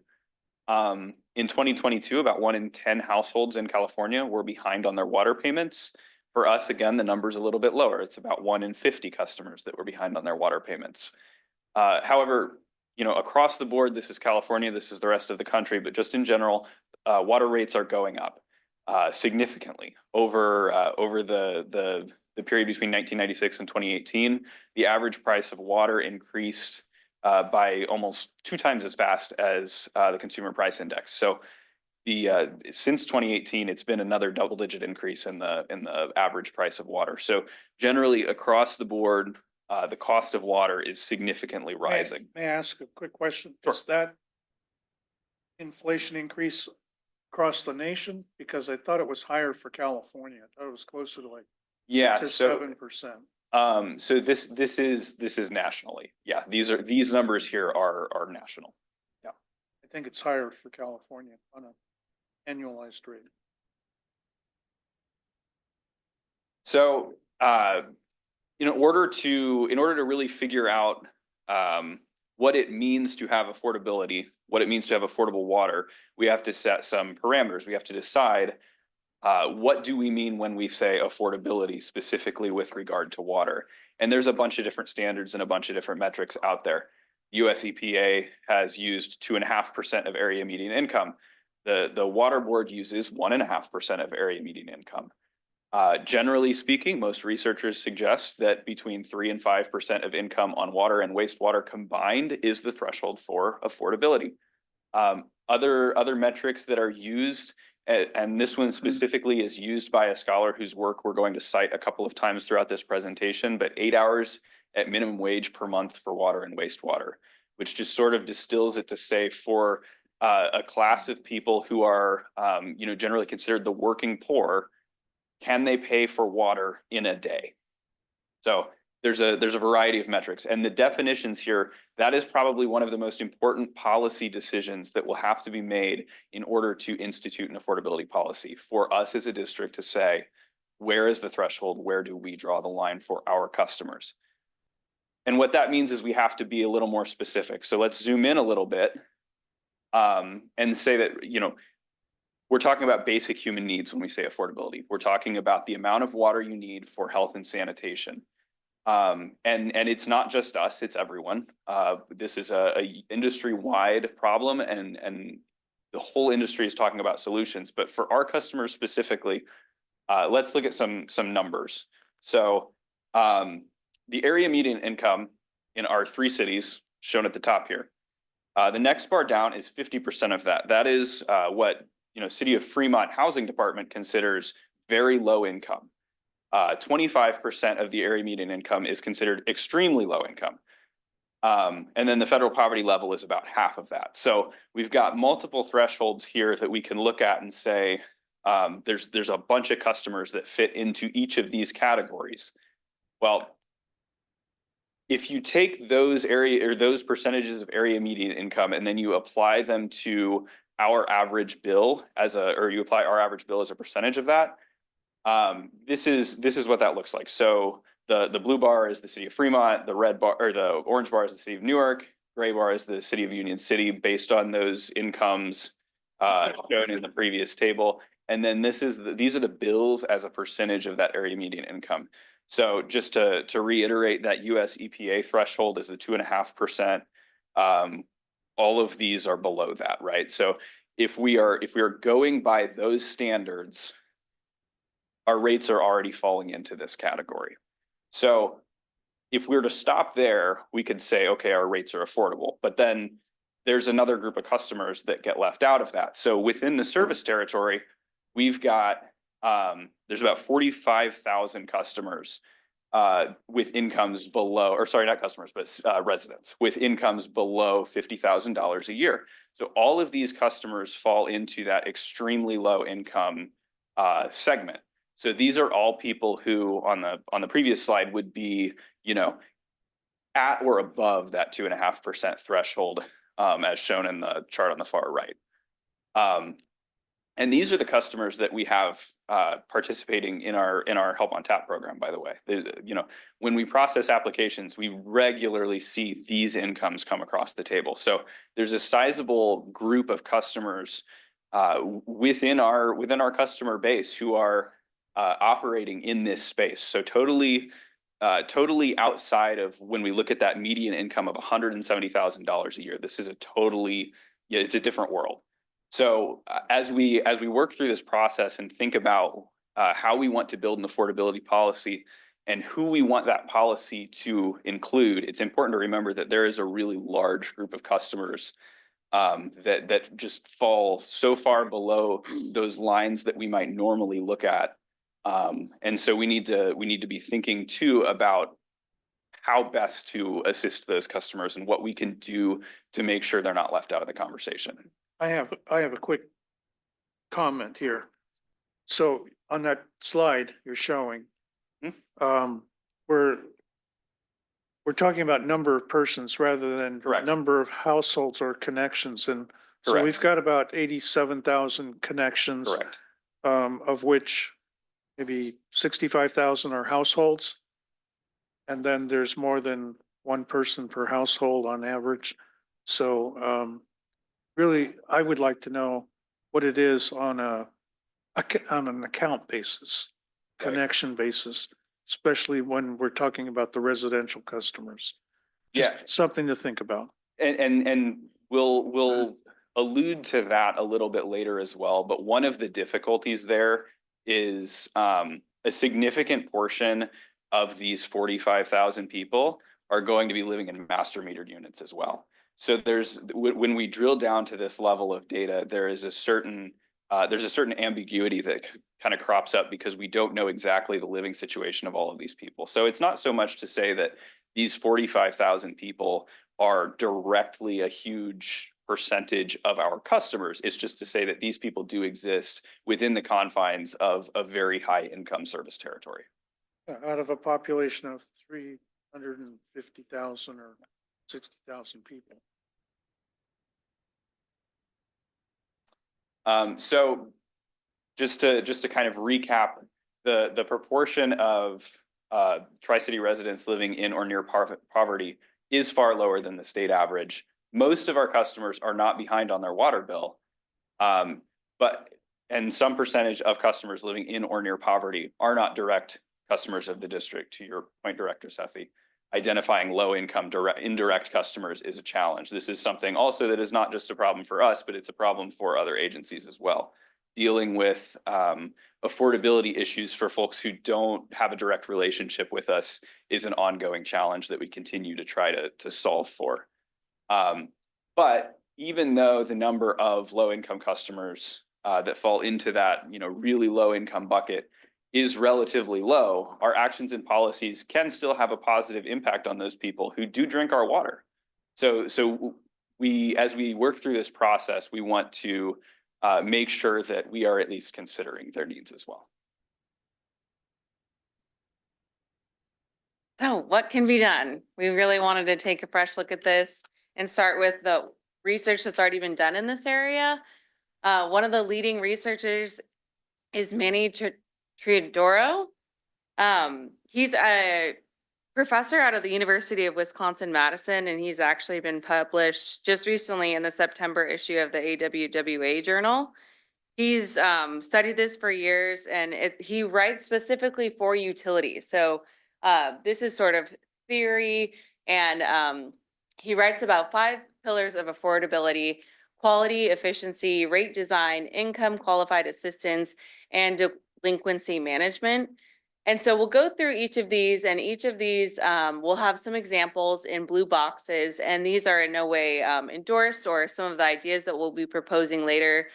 These are just examples, some of which we ACWD has done, and some other agencies have done. But again, no way are we saying that we want to do these. So the first one is quality. Okay. Quality. So it's really important to provide a service that people can actually drink. People may not trust the product and they may go out and buy bottled water, which we know a lot of our low income customers tend to do. And that's increasing their affordability issues because it's not just about their water bill. If they're not drinking our water, they may go out and buy bottled water, which we know is a lot more expensive.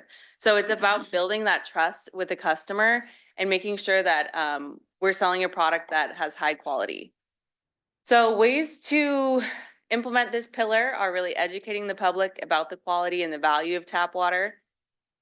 We thought maybe instituting welcome packets for new customers, explaining how the rate processes work and how maybe a water quality report in there explaining the hard work that is done to ensure their tap water is clean, and meeting them where they are with the language that they speak right off the bat. The second one is efficiency. So not only in our own operations, keeping our operations costs low while not sacrificing quality, but also maintaining a high level of service while being very prudent in managing financial resources. This is something that ACWD really does a great job of maintaining a high level of service. And finally, not only efficiency in operations, but efficiency in water use. Efficiency can keep ACWD's customers' bills down and help reduce ACWD's long-term water supply costs. So examples here include water supply optimization modeling and water use efficiency programs such as water conservation kits. So next, we'll talk a little bit about rate design, and I'm not going to get into it with specifics. I just want to establish that when you're talking about affordability and you're looking at it through the prism of these various pillars that go into driving the cost of your water and keeping costs low for customers, the way that the rates are structured can have an impact on what the cost is. And along with that, just to reiterate, we understand that Proposition 218 and court cases interpreting Proposition 218, they limit, but they don't prevent agencies' abilities to achieve affordability goals. It's just that you have to achieve those within a well-justified cost-based rate system. So just as a summary of this particular item, it's one of 5 components that can impact affordability. Pillar 4 is probably the one we talk the most about, and this is income qualified assistance programs, such as our Help on Tap program, such as the Water Savings Assistance Partnership program that does direct install energy efficient upgrades, the Low Income Household Water Assistance Program, which was a federal program that ran through March of this year. ACWD received about $140,000 on behalf of our customers. So these are programs that oftentimes when we have talked about affordability, this is what we think of: a direct credit to a customer that offsets their bill. However, any expansion to these programs or any new programs requires funding that is compliant with Proposition 218, so appropriate non-rate revenue sources. So there's a regulatory environment around all of these different items in some way or another. In multiple cases, it's Proposition 218. In other cases, it's water quality regulations that establish a minimum standard, and so on and so forth. So all of these items are things that a certain level of regulation is already established that drives a lot of our existing actions. And so there's not one of these 5 things that we're not already considering in some way or another. So these are just the elements that make up the overall affordability of the bill. And the fifth one, I guess I'm getting ahead of myself. The fifth one is delinquency management. So if you think about it from the perspective of, I mean, every element of the water business goes into the cost of a customer's bill, and that includes delinquencies. So ultimately, when we're talking about affordability, the goal of developing these policies is to minimize the number of customers that are having their water shut off. So that doesn't dictate a set of particular actions. It just says this is a goal of these policies. So minimizing water shutoffs while maintaining the collection of arrearages so that customers who are not behind on their bill are not subsidizing customers who are behind on their bill. All of these things are suited to meeting affordability goals. So different agencies have handled this in different ways. There's a variety of examples there at the bottom, all of which are real life examples that different agencies have taken. But just to say that everything about every one of these pillars, from water quality to efficiency to income qualified assistance to delinquency management to rate structure, all of these are the various components that, as we work through the development of this policy, are going to be looked at in some way or another and examined through this lens of affordability. May I ask a question? Yep. So are you looking at non-water district related rate assistance programs like the state low income rate assistance for water and electricity bills? When I go down to the Fremont Library or city council meetings, they have the brochures out there for water, electricity, other household assistance. Are we including those programs too? Yeah, so on the low income household water assistance program is one of those that is it's a non-district run This program. is the state. It was administered by the state. It was federally funded. So every state administered their own. There was, I think, $2 billion that was appropriated for this. Okay, I wanted to make sure that was including the state program. Yes. Yes. So yeah, exactly. So it's not just district programs that go into this, right? There's a variety of other options, and some of the agencies that we have networked with throughout this process of working in the fellowship program. Some of the other agencies in the cohort have taken really kind of novel steps in going out and working with the other agencies around them to put together kind of comprehensive lists of all the benefits that customers might qualify for from their fellow agencies.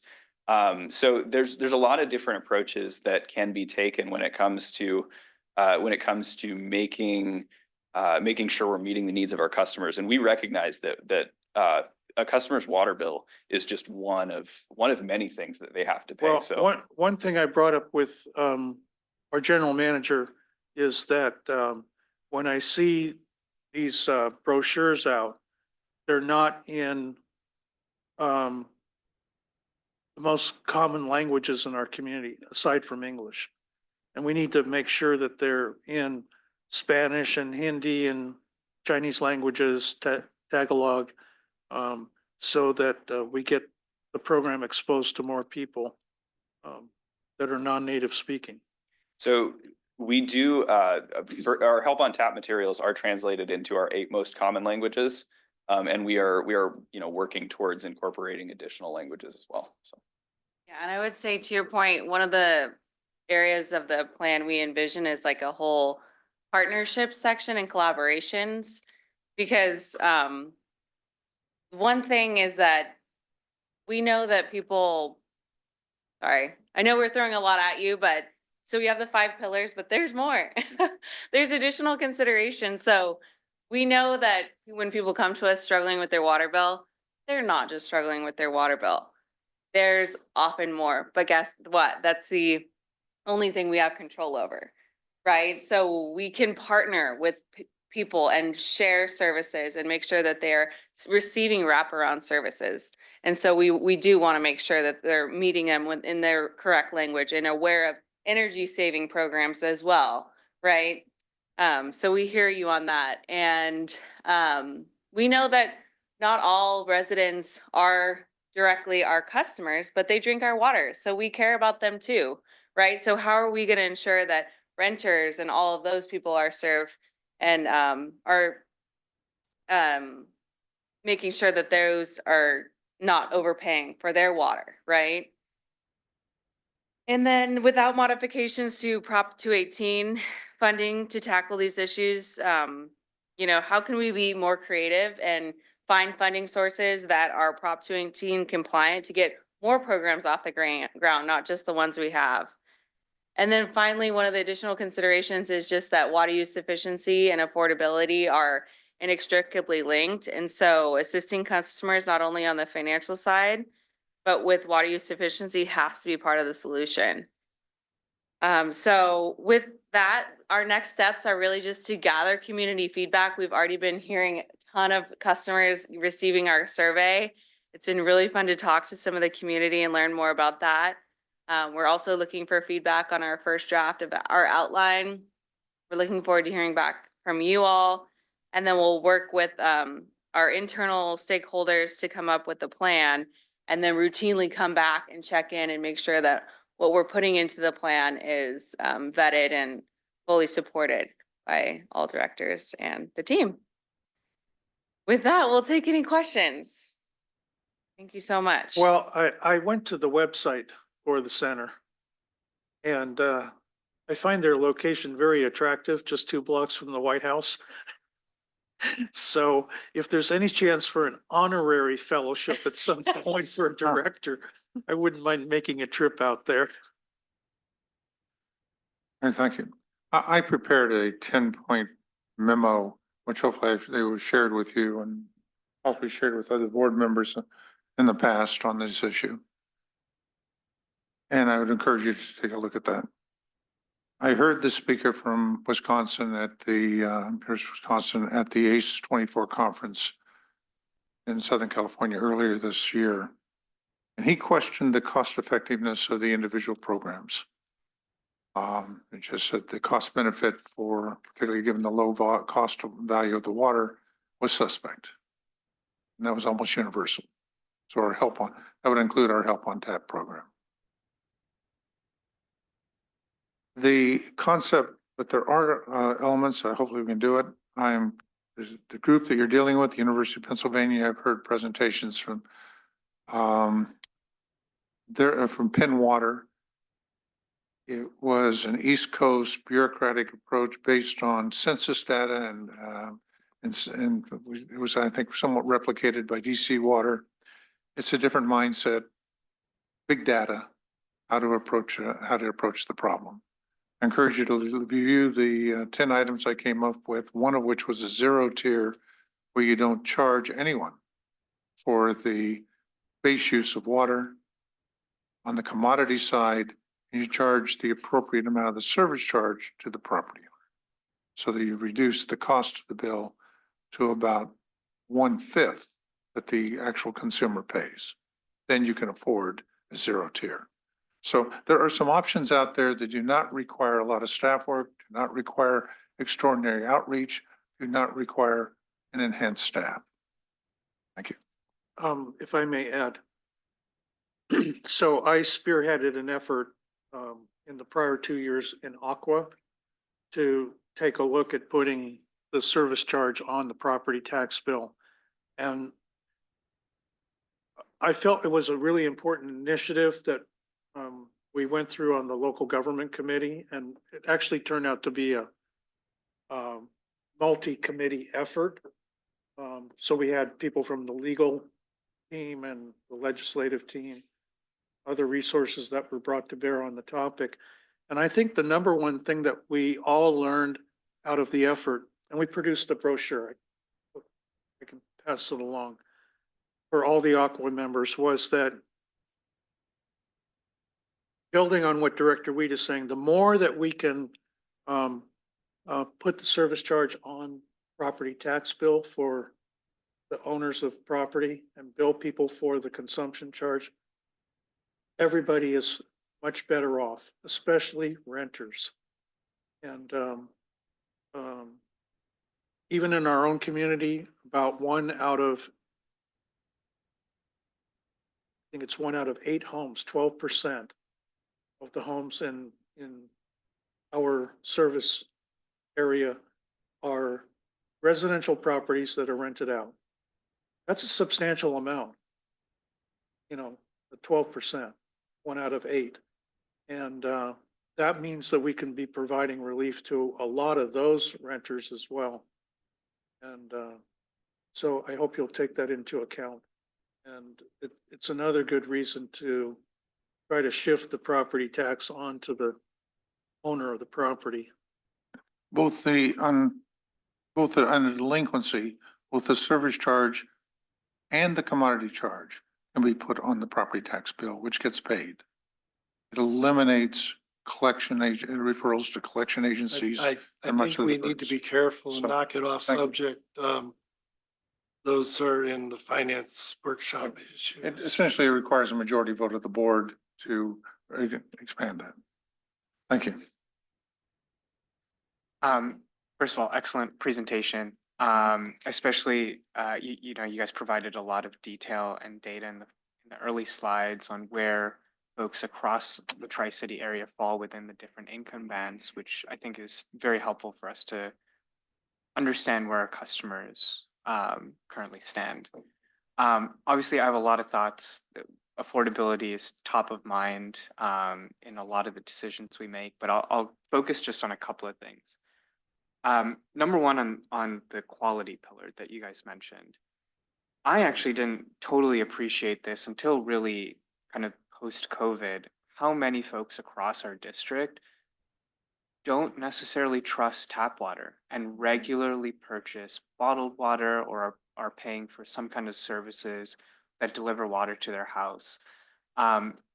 Especially kind of post-COVID, I found that folks were even more hesitant to drink tap water. And part of, you know, what I try to do anytime I'm talking to folks in the community is to reassure them about the quality of our water and to remind them that they're paying basically the same product, probably an inferior product, and they're paying 100 times more than they would be paying for just like a really good product that could otherwise come out of their tap. And so I think that's going to be one issue that we want to continue to try and address. And like I said, I only became more privy to that more in the last few years and really got an understanding of how much concern there was. The other thing, I think, Megan, you mentioned about collaboration across different agencies. And you mentioned that if people are coming to us because they can't afford to pay their water bill, that's not the only bill that they're struggling with. And so I think the more we can work with other agencies, other nonprofits in the area and provide a suite of solutions to our customers, for lack of a better way of putting that, because we know that it's not just one bill that they're going to be complaining about. There's going to be other issues that they have as well, and the more resources we can put together and provide them and collate for them, I think the better. So I'll leave my comments there. I think you guys made a lot of good points across the presentation and just want to commend you on that. I can add to what Director Akbari is saying. If you take a look at East Bay Mud, for example, how they help low-income people. They have all kinds of charities that the Water District has engaged with that come in to help people out, both religious and non-religious organizations. And I think that's another area, like you're saying, for us to do some outreach with. So I'm just going to echo a lot of what Director Akbari has said. First of all, great presentation. I really love those statistics. I was really surprised when I saw some of the income data. It's actually not what I expected. But in terms of what you have presented, it's really comprehensive, and I like your initial approach. I think I would agree with Director Akbari that one of the biggest area that we could improve on in this district and focus on is actually on quality. Because be it good or bad, we do have a fairly large base of customers that decided for some reason our water is not safe to drink. It could be cultural. It could just be a ingrained distrust, or they just bought in Coca-Cola and Pepsi's commercial about the Stanley water is the best. for whatever reason that is, that definitely does impact affordability, right? In terms of their overall purchasing power. So that's definitely one area. If you're asking for a wish list, that would be something that I would like us to focus a little bit more on, because I'm gonna say it head to head, our water definitely has better quality and is definitely much cheaper than a bottled water, any bottled water on the market. So I look forward to see what you guys will bring back. I'm not going to touch the rate design structure. We're not going to go there. But I am also a little bit curious, definitely agree with leveraging on community partners on the income qualified assistance. But I am curious and look forward to see what great ideas you guys could bring back under that category. I hate to be the bearer of bad news, but costs are going up. You know, we have demands being put on us by environmental regulations, chemical regulations, health regulations, and we're toning this stuff down. I mean, I got back from the Philippines. I don't know what I was drinking. It was Manila water. We were outside of Manila, but totally different concept. Concept of affordability as well. Appreciate our efforts. I'm sure of it. I don't know how to describe it in that. Yes, we have a problem with poverty levels.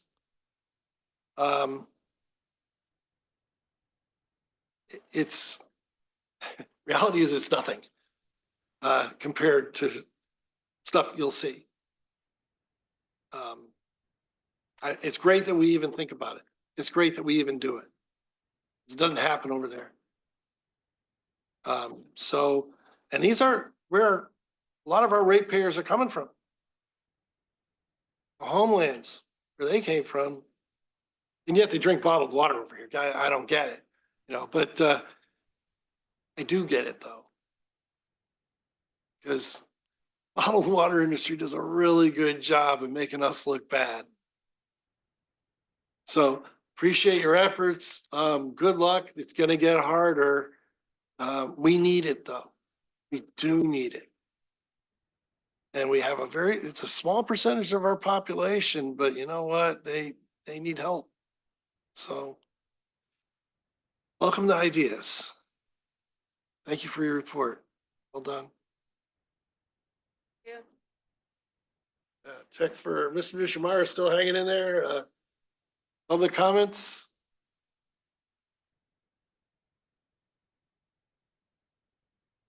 Yep, there we go. Once again, if I'm being invited, I'll make a comment. I really didn't have anything to add. I think I will echo some of the other directors' comments about the statistics were actually quite eye-opening. I did not believe that. Well, I was surprised at which city had the highest percentage of lower income customers. That was interesting. I do believe that there are multiple options available to the board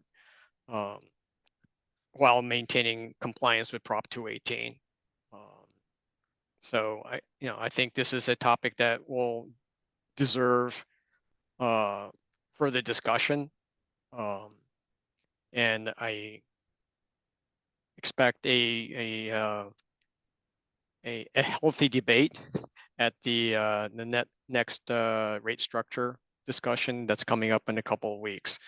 And I will reserve my comments on the rate structure for that meeting. Thank you.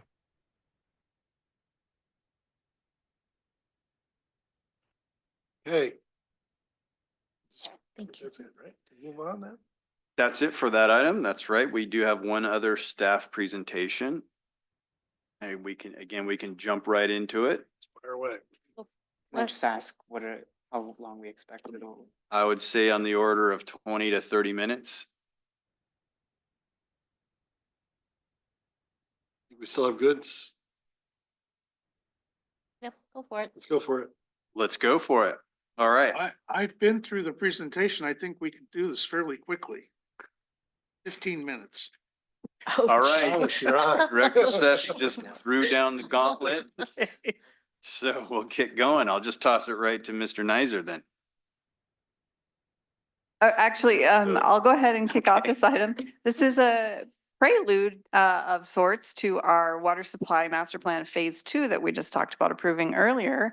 So we're excited to be here to share a little bit more tonight in depth about what do the new water use efficiency regulations mean for our long-term water planning, and what do our future demands look like. So we have a great team of staff here to present this item, and I'd like to introduce you. You already know Mr. Thomas Nizer, Water Supply and Planning Manager.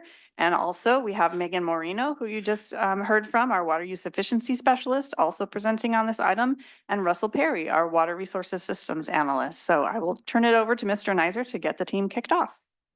Thank you very much. Now we'll start the clock. I will note that the presentations and the comments have also contributed to the duration of some of these items. You can hear me all right? Great.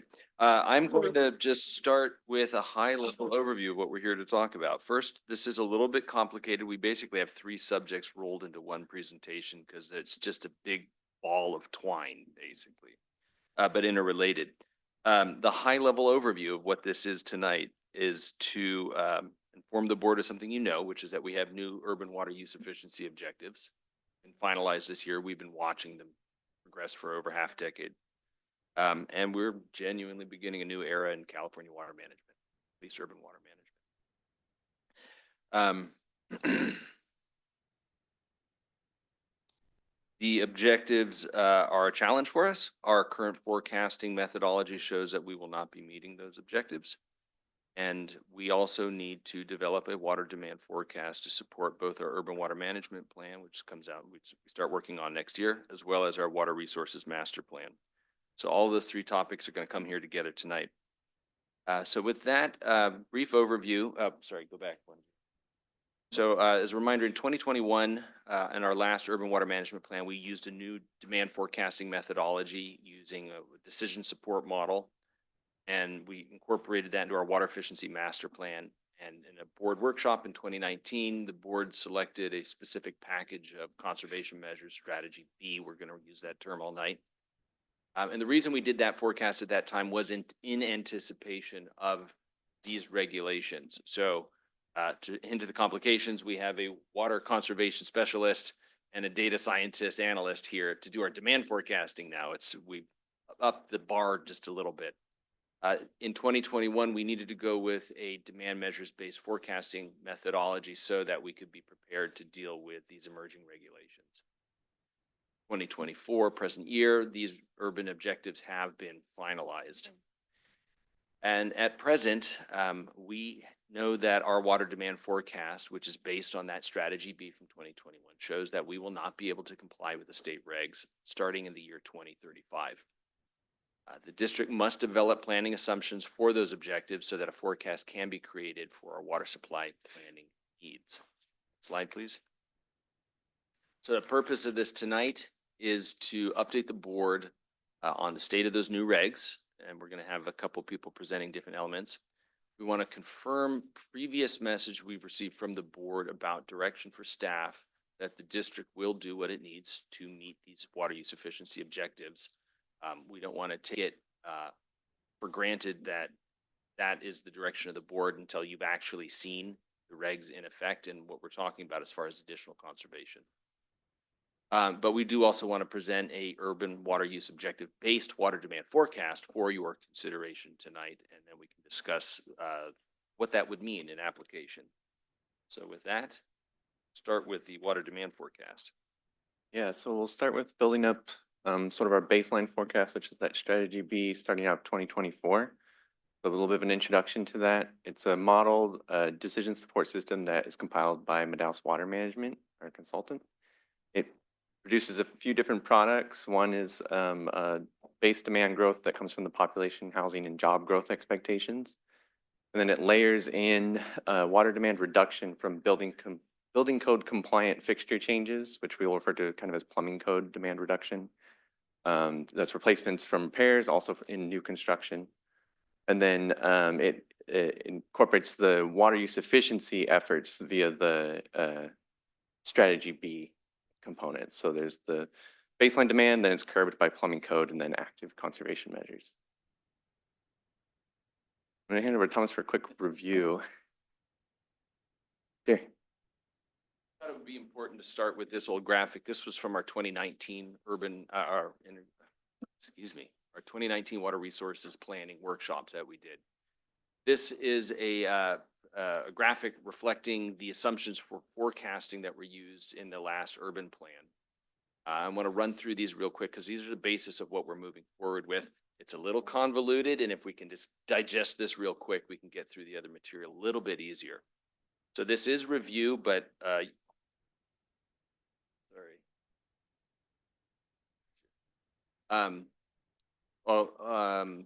so again, this is from 2020, so it's 5 years out of date.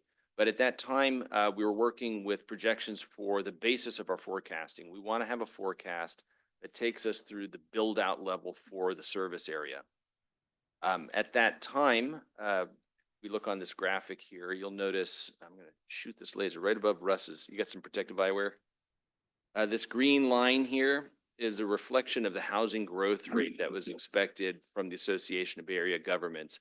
And this blue line, this blue dot here was the furthest extent that city urban plans were reflecting build out. And as you can see, ABAG projects out a bit further, and these vertical lines were representing the timeline required for our urban water management plan. Basically, we needed to look out further than the city plans. And the cities all told us, look to the Association of Bay Area Governments for those growth assumptions. So we did that. When we got it, we saw that this green line, this projected growth, was a lot of growth in a compact 25-year window. And we saw that this would imply this acceleration of growth. And that what that accelerated growth rate would do for us is force us, if we were to assume that growth rate, that we would have to be building facilities to meet this burgeoning demand in a very near term. Given planning, 5-year window for planning, we would have to start facilities right away. So at that time we said, you know, this build out peak out here, at this time it was 160,000 total housing units. So we'll respect that peak, but we think the growth rate will be something slower. So we built a growth rate projection line, a flatter purple line. And you can see it's sort of an extension of this asymptotic line here. This is historic growth. We just said, look, it's not going to accelerate. We have built out area. While we're seeing high density developments come in, they're slow. They maybe add a lot of units at once, but we're not seeing addition of housing at a pace that we saw back here when we were greenfields, and this was being converted from ag land to housing very rapidly. So we came up with this, we always call it the hockey stick. And the idea was we can push out, we can assume the same growth rate, but all the unexplained additional housing that, you know, we don't see happening in the next 25 years, we push it out in that last 5 years. We really just use that to define the range of development potential for demand sensitivity. Why we do this is because in the past, the district did a high projection and a low projection, and they're both wrong. And so what we try to do is get a best guess of a growth rate and then build that uncertainty out into those out years where it's not a super sensitive assumption for us. This allows us to include full build out in our urban plan, which allows the district to fully support CEQA documents, water supply assessments, and then to do a more robust, transparent analysis for the community about what the ABAG growth projections would mean in this community. So we really get to check a bunch of boxes off by making this assumption. Appreciated the board went along with this. We've had a lot of comments on it. Most folks in the community quite appreciate and understand what we're achieving with this goal here. Any questions about the old hockey stick here before I hand it back to Russ? How do you account for the dramatic increase in density that we'll experience with the new development? We recently had a development of 126 units to the acre and probably at least a 10-fold increase in density for this new housing over what we currently have. Therefore, it's not a unit to unit comparison. That's absolutely correct. And it's exactly what's in this drawing here. So if you think about the past where we had hundreds of acres that were leveled and built with single family homes very rapidly, now we're seeing an equivalent number of single units, smaller high density units added on a single parcel, maybe 5 acres, 10 acres. Don't trust my math in the moment. But we're not seeing that development occur at a rate equivalent to housing additions of the 70s and 80s in the service area. So this growth rate is including all that density. You see a lot of units be built with one development, but they're just not happening that quickly. You get one development adds a lot and then another one a little while later. So our established rate of housing additions, if you look at this red line, has been declining. The pace has been declining and declining. You're talking about housing additions? Or These I are thought that was not single actual family numbers. houses, this is housing units. So it means apartments. These are Exactly. condos, single family homes, whatever. We So- just don't have any more single family homes being built. So the new everything units that's- will not have any landscaping, which was half the water's use of the prior units. You're jumping into Megan's Okay. presentation. This purple line, Director Weed, this purple line is all high density housing. There's no assumed single family residential. There may be 10, 20 units left to be built, but that purple line really represents all that high density multifamily residential. And it does have a demand analysis. You're absolutely right. We'll get to that in a moment. So questions about the demand assumptions, because we're going to move on with this assumption.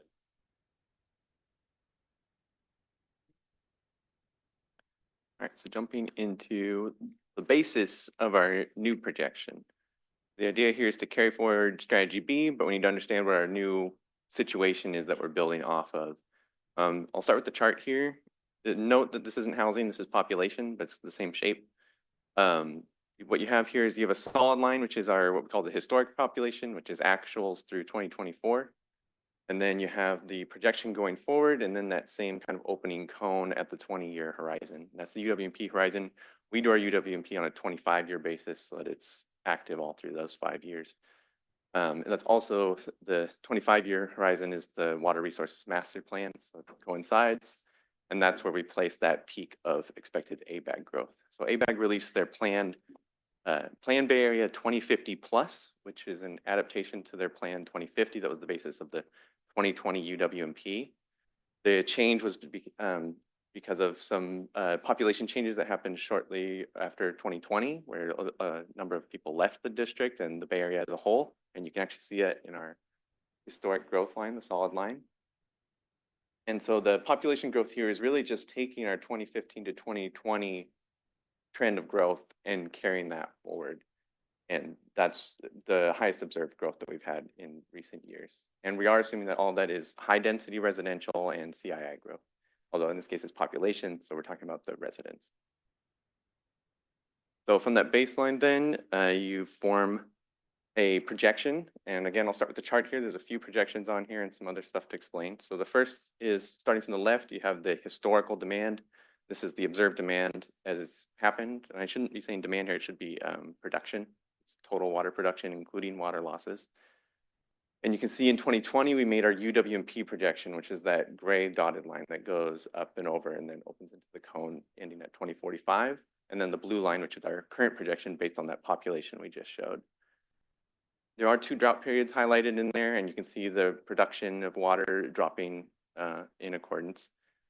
And then it's worth noting that the UWMP 2020, actually it's important to note that the UWMP 2020 forecast and this updated forecast both are using just projecting that strategy B as was established for the UWMP with no real modifications. So it's really answering what is our projected growth under the same plan from a new baseline. And that's the difference between the two that I'll highlight there. So why are the two different? One is that reduction in population that we observed. Another is that we experienced a drought immediately after releasing that plan where we were expecting rebound. You see the upward kind of ramp at the start of the gray line there. Instead, we saw a massive reduction in demand. And that combined with increased plumbing code fixture implementation as people were doing great many renovation projects in the middle of a drought. So it was a very encouraging time for water use efficiency. but it means our baseline has dropped significantly. So we're starting from a new place. And with that, we'll be diving into the, just one thing to note right here. This is all without any consideration of the urban water use objectives, which were not developed at the time that we chose strategy B. So this is really to understand where we expect to be under that strategy B relative to those urban water use objectives. So to explain those urban water use objectives some more, got Megan. Thank you, Russell. Yes, so we've been working hard on trying to predict our demand. Meanwhile, the state was working hard developing the final regulation on making conservation in California a way of life. This began in 2018, so it's been a long journey if you've been following this with me. But they had a final public hearing on July 3rd, 2024, in which they adopted the final rulemaking, so we can finally compare our demand to the final rulemaking. And what that final rulemaking decided was the overall budget, which is the urban water use objective, the UWUO, which you'll be seeing throughout tonight's presentation. And we need to comply with that UWUO by 2027. And that is a subset of buckets that combine into one overall budget for each unique water supplier. And that is a combination of the indoor residential water budget, outdoor residential water budget, a commercial, industrial, institutional, dedicated irrigation, outdoor water budget, water loss, and then some adjustments if you're Tahoe and you have a huge seasonal population or livestock, which none of those bonus adjustments apply to us, so we'll ignore that for now. One thing to note is that not all of our demand are tied to a specific water budget, so it's impossible to tell industry what kind of water use they should be using. So those buckets I just described are tied to a water use, but things like business, industrial, and institutional and hydrants are not tied to a certain water demand, which is about 20% of our use. Only 80% on a typical year is part of our demand. The business, the 20% I just described, is going to be held to best management practices and performance measures. So that's a key differentiator. When we're comparing our budget to our demand, we're only comparing a portion, in which Russ will describe. Yeah, so as with the previous, starting with the chart, you have two lines on here. The blue line is that exact same production line that I showed earlier from the new 2024 baseline, but only those parts, the projection produces it in parts, only those parts that are relative to the urban water use objectives that have a budget. So it's the residential indoor, residential outdoor, CII, which is the commercial, industrial, institutional outdoor, and then there's actually a water loss component as well. So here then you have the red line, which is our actual total urban water use objective requirements all stacked on top of each other to see how those portions stack up. And as you can see, clear as day, we're looking to be out of compliance with these objectives by 2035 and more clearly so by 2040. And it is important to note that both lines are subject to weather. Their water use objectives do adjust depending on the temperature and in fact, actually mainly the evapotranspiration and the rainfall in the year. But so do demands, so that's why the budgets adjust. So this is based on an average weather from 2017 to 2023, which is kind of representative of some wet and dry periods. So it's kind of a typical expectation, but year to year it will vary. Yeah, so just to continue on, we're seeing that we're going to be out of compliance based on our current practices. Which is mainly staff-driven programs and offer basis approach, which means that we offer programs and we run them through staff time and we want people to participate and come to us to save water. And if we continue on this path, we know that we'll have to increase staff significantly before 2035 to comply, which may not be feasible or optimal. And if we don't comply, we know that we'll have daily financial penalties that will increase 10 times during a drought. And we'll need to comply with informational orders, conservation orders, and civil liabilities. So it's in our best interest to comply. So we want to think outside the box and maybe not continue on the path of our traditional approach.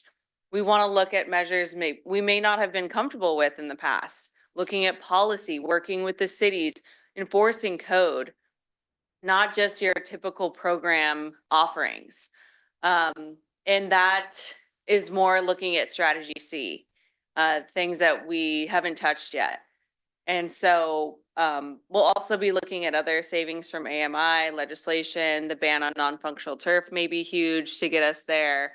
But what we're going to be doing is looking at different strategies and approaches that we think may take us down to that level of conservation and putting them in different portfolios and coming to you to select which ones you feel comfortable with and bringing them back to the board. Thomas? Coming back to the top of the discussion, as mentioned in our workshops, the board has given us direction previously that the board will do what's needed to meet regulatory standards. But you hadn't seen what that meant. And as you see displayed on those previous charts, we're talking about 2 million gallons per day of additional water conservation beyond what we are currently able to support current strategy B staffing. So it's going to take some rethinking. It's going to take some work. It's going to take money. It's going to take effort. And as I mentioned, we do need a plan, a projection for our plan. Now, while we are proposing to identify a suite of policy decisions and resource augmentations that we could bring to the board for consideration, just like we did during the workshop, so that the board can evaluate its prior principles and priorities for water efficiency program and figure out what sort of measures we're willing to get into. As Megan just indicated, we're talking about getting out of the district's historic comfort zone, which is just staff-led program. We're going to have to get involved with cities. We're going to have to consider things like potentially water conserving water rates and other measures which have previously not been in the toolbox. They've been in the toolbox. We've left them in the box. We haven't been playing with those tools. So we're proposing to put together some suites of alternatives for the board's consideration and to incorporate those into the very near term as we kick off the Water Resources Master Plan and select what it is that we want to, what effort it is we want to take to make these things happen. Some of them may be more costly, some of them may be more political guidance to help solve that. All right, so to give an idea of what, we missed a slide? No. All right, so to give an idea of what that compliance would look like as an alternative to the blue line strategy B new baseline projection, I'm going to walk you through a couple of charts that'll explain it. So this is the preliminary. The big thing to note here that's different is that state urban water use objective requirements is now up at the full scale of production. The way that was done is just adding in those elements that aren't subject to their urban water use objectives to that line. So now it's up to the scale of the full production. You notice it's kind of angled upwards. You have this weird stair step that goes up and then drops and then goes up and then drops. That's because of the CII growth in that new baseline that's been shoved under it. So the important thing to note is it's still out of compliance at 2035 and more thoroughly so at 2040. So to kind of simplify the perspective on this, we're just going to focus on those points where it does ratchet down. We don't really expect our customers to stair step their consumption down and remove the old UWP 2020 line. So now it's a more simplified urban water use objective requirements. And then what it might look like to actually comply with that is to target that 2040 inflection point and then grow with the objectives in line with our conservation process. So the idea here is really that green line would be our target and our planning document or planning basis for those documents like the UWP and the Water Resources Master Plan. And that would be, this is just a preliminary first pass at what that would look like and showing kind of the gap that we're trying to cover here. It's about 2 MGD. So to recap, we've developed the strategy B implementation and applied it for 2024. It shows us to be out of compliance by 2035, worsening by 2040, and we're proposing a new target projection that's in line with staying under those objectives and meeting the state requirements by 2040. I'll hand it off to Thomas to lead some discussion. On that graph. Sure. That did sound like you had a question. I'll hold on. What strikes me when I look at this, that green line, which Russ just picked out there, is about 36 MGD. Is our average annual demand. I was told by certain people who used to work here that this district would never see wintertime lowest demands go below 35 ever again. That these low demands are just they're drought related and demands are going to go up, up, up, up, up. Now we're talking about an average annual demand target that's equivalent to what used to be our average lowest season demand, which is pretty remarkable. Pretty remarkable. Switch it. Discussion. Really, as I said, probably 4 times now, or maybe this is the 4th time, we are seeking to confirm prior direction from the board that staff can use a forecast that shows the district meeting the urban objectives. That while we don't have a plan yet how we're going to do it, we will have confidence that we will prepare the plan such that the district will meet those targets in those future out years. If we do that, we are able to proceed with a demand projection for which we can do our planning, even though we don't have the full goal of how we're going to make it. But we have confidence that there's tools to get us there. We're just not sure which ones are the optimal ones. And the board, of course, has to weigh in on helping us select that. I think I went around in a circle there. I'm not sure that made sense, but the question is the board prepared to support the green projection line that we just showed you as our draft demand forecast for planning? Do we have a choice? You could pay fines. I mean, that it really is the choice. It is it. Let me make a comment. So if you look out to 2050 and beyond, most of the new housing elements are going to be high density. Correct. Very little outdoor. Correct. And very high efficient new development coming online. So by the very nature of that, on a per capita basis, we're going to be meeting the new state targets. So come back. I want to The answer is no. We have those efficiency numbers already built into the forecast. So while those new customers coming online will be meeting those efficiency standards, we need to get the whole district down. Right. So they're going to help us bring the target down, but the work is still going to be there Right. of 2 MGD. So I'm in total agreement with Okay, you. So cool. let me finish my comment. Righto.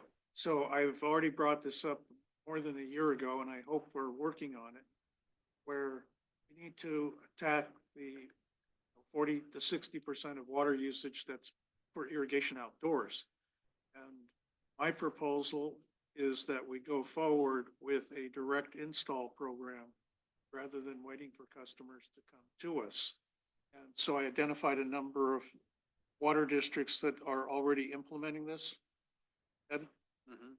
I don't know if somebody on staff here took that on as a project, but I was proposing that we start a program and we also look at asking our local legislators to work on legislation that might help with funding for these type of programs.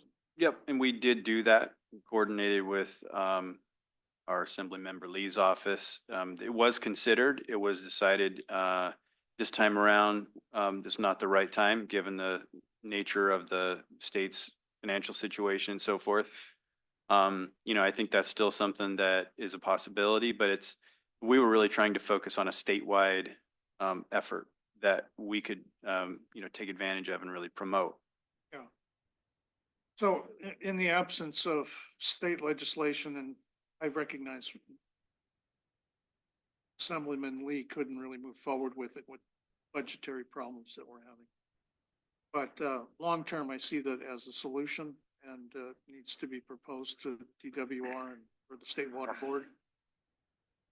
And in the absence of the state money, we can start the effort ourselves in-house.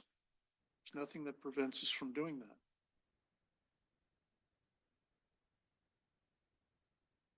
So I would say these are good comments for those future workshops about how we're going to get there.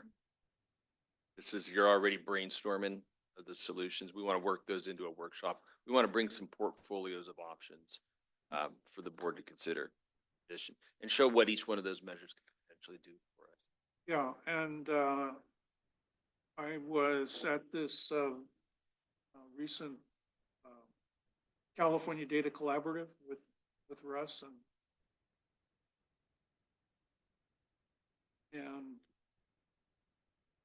one of the areas of opportunity that they were identifying is working with your GIS system to map out all of the CII customers that are out there with outdoor landscaping and have a very concerted effort to help transition those outdoor things to native gardens and everything, so you reduce the water usage.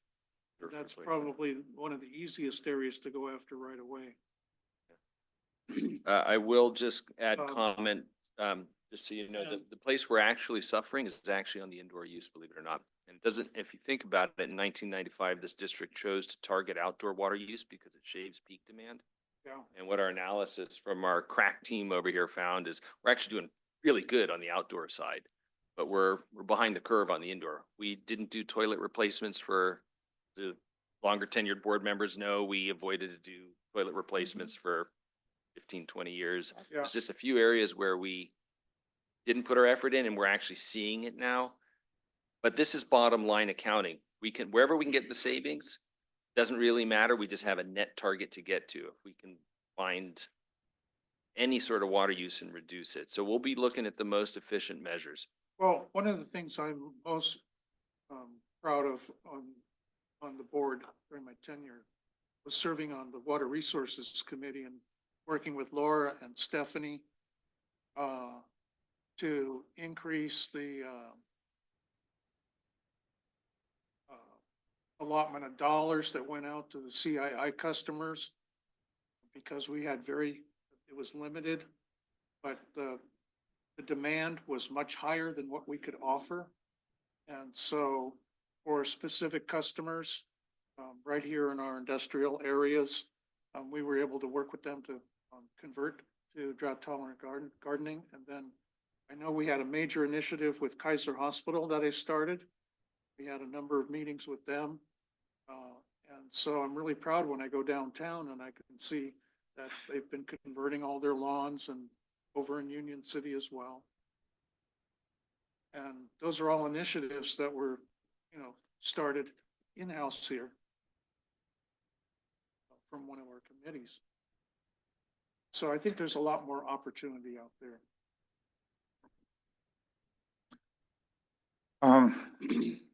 I suggest that 10 years is an overly long planning horizon for us to make major commitments and investments. Been on the board 29 years. It'd be informative to see what our projections were 29, 20, even 10 years ago. I recall people being concerned, what were we going to do when our water demand exceeded our 90 MGD capacity as a district.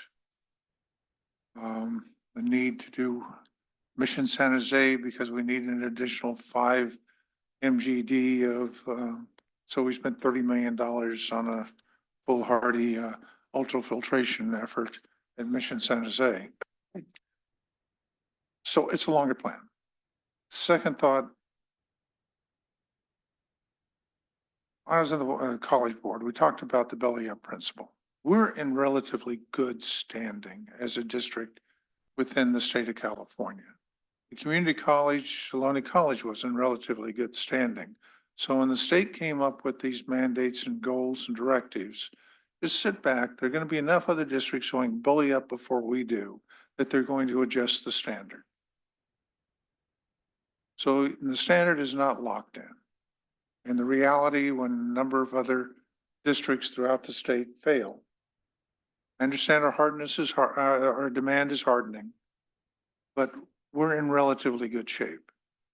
And so put that into mindset when you're looking at how do you respond, and to go out more than 5 years, I think may be excessive. Thank you. Well, I really appreciate the presentation on how we stack up against the state objectives. I think just going back to the question that you posed about getting board direction on where we stand and realigning our goals with those state objectives. I'm certainly in favor of that and want to see what ideas staff has to get us to that point. I'll keep my comments there. So I'm definitely in support of aligning our objective with the state's objective for us. We don't really have any choice, as Director Sethy said, right? I'd rather not pay fines and sound like it actually even escalates During droughts, certainly. with drought, right? So I think it's a no-brainer. Yeah, we will use the new demand forecast. What I would ask staff to do, probably very contrary to what you heard from Director Weed, is that I am looking forward to what's tools you're going to bring out from the toolbox. 10 years for me is actually not a long time to encourage behavior change to achieve these water savings. So I'd rather see those tools that you will set out in front of us to allow us to choose, pick and choose. I am worried about the costs, so I would anticipate this would be maybe a little bit longer discussion than we had last time, because we're actually talking about possibly about real money that we have to spend from our customers' pockets, and that perhaps politically we have to go into the area that we're not comfortable with. So I would ask staff to start early, not start often, but start early to give us plenty of time to make our decision as a board, and also give our customer a bit more time to actually accept whatever path we choose to go to, right? I'll come back to a comment on that after. I don't have anything nice to say. Anything you else know, or anything nice? I'm Nice. sorry. This has CARB written all over it. I hate to say it. You know, let's make a regulation. Oh, they're gonna meet it. You know, we're gonna ignore everything where they were. We're gonna set this level. And then we're gonna find the bejesus out of them if they don't do it. Well, in the meantime, we're up here worried about cost. And who's gonna pay for it? I'm in agreement with Director Wade. I think 10, 30 years out or 20 years out, you're gonna see some possible adjustments. Because it's not gonna be us that's not gonna make this. It's gonna be other districts. It's gonna be Oakland. It's gonna be the big cities. It's gonna be the poorer communities. And so, but the key to that is we need to keep our goals. We have to say we're gonna try to make it. We have to get these plans in place. Because if we have those efforts, we have those plans, when that day comes and we failed, I don't want to say we're going to fail, but when that day comes and you've done everything you can to meet their goals, which I feel are wrong. But hey, they make those goals. I don't. But if you make the effort and you do the best you can, and you could go back then and say, hey, you know what? Hey, golly, we've done everything we could. And look at our rates, by the way. You know, we're not trying to kill our low income customers. We still have Prop 218. Maybe by then it's gone. Who knows? You know, that's 30 years out. So I say we stick to it. Because if you stick to it, when you go back later, if you don't make it, at least you can say, hey, we tried. We tried to meet your goals. I think we're not going to be alone. I think there's going to be a whole lot of us out there in this same boat. In fact, I think we're well ahead of the game. Most of these people don't have staffs doing this right now.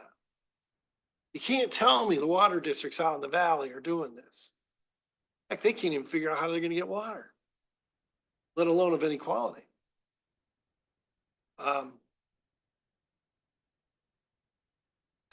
Can I add to your comments? I'll stop there because like I said, and Director Weed has brought this up a number of times too. I know we all understand it. 80% of our water in California goes to ag, right? And the urban water agencies use about 4 or 5% of water in California. Ag produces with the 80% of their water, maybe 4%, most 5% of the GDP for the state of Less than California. three, Three. But less than 3% of the workforce. Silicon Valley by itself produces, much of the GDP for the state of California on a fraction of the water. So I mentioned it earlier in the meeting where I feel that the State Water Board is being nearsighted is that with all of these regulations that they're trying to put into effect, between now and 2050, we might save 1% on all of our water that's used in California. And I agree with Director Gunther. This is like CARB coming down with these hard regulations, like an anvil on our head. And I don't think it's really addressing the statewide water problem.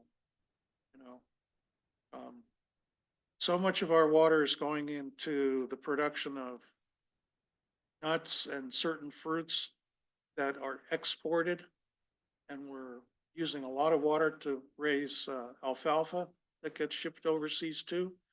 So our water from a dollar perspective is really being exported out of California to world markets. There needs to be some rethinking at a very high level. Like we're a national economy, national state economy. And what is the right way in which we use water in California? I'll leave it at that. But I don't lose hope. All your efforts are really important because they give you that data. They give you that we tried. Because the worst thing you could do is not try. Because then when you go to them and say, well, we couldn't make it, they say, well, you didn't try. You could tell them, we did everything we could. And here's what we've done prior to when you started these regs. We're at, I don't know what the total difference is gonna be, but it's significant. From where we were to where we're gonna be, when you go in with that type of a data, you can affect where you come out with the fines and things. Yeah. So your efforts are not in vain. So this would make a very nice aqua presentation to show people our forward thinking. Well, I will share a couple of good things that maybe I should have mentioned. To much of these points, I have it on good authority from staff that we are in very good stead compared to many of the agencies out there. There's some folks that have got a lot of hard work to do. We have some work to do. There's others that have a huge margin between where they are and where they're supposed to be.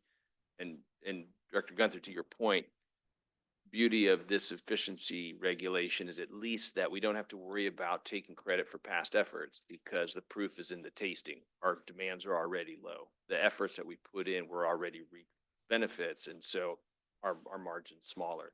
So that's nice compared to the past where we had to sort of pound the table and say, hey, we've been doing this ahead of everybody else. We want credit. It's kind of baked into the formula. So there's some good news there. But the really good news that you'll be seeing soon when we get into WRMP is that with this lower projected demand target, it radically is going to change the way we're looking at reliability planning, other investments, and this may ultimately be a big cost saver for the district. We don't know the answer to it yet, but there's a silver lining to this, and that comes in the form of water supply reliability. So hold on to that more positive thought. Discussion tonight. We're almost at 45 minutes here. Okay. So much for 15. Right. So I heard no dissent from sticking with the position that we will accept the regulatory target for demand forecast. Thank you. Thank you. Thank you. I do see Mr. Nishimura's back. He's back. He's back. Let's try to wrap up here so that we can take a break and then. Yeah, one member of the public back. I don't know if I want to ask him if he wants to speak. I don't see his hand up. His hand's not up yet. Quickly, get into the GM's report. Jim, report, here we go. All right, moving right along to our general manager's report, just super quick. The board's already aware, you've seen emails and so forth on these upcoming events. One is our Newark Days Parade, and I think some of our directors are going to be participating. That's September 21, 10 a.m. And then also the Community Information Fair is the following day. You're welcome, of course, to join. We'll have our booth set up there in the city of Newark. Also wanted to just quickly mention the City of Fremont Public Safety Fair, where we'll be present at that event too. And just also, you've also seen recent information about our Imagine a Day Without Water event. That'll be tours, public tours at Water Treatment Plant number 2. We'll be releasing our sort of RSVP program on that soon. You're obviously all welcome to join any of those tours or hang out with staff on October 19th. Finally, just quickly, I'll be out of the office tomorrow and Monday. I'm taking my kid and moving him into Oregon State. So I'll be kind of disconnected. Laura Heides will be our acting general manager on Monday and tomorrow. That's it for general manager's reports.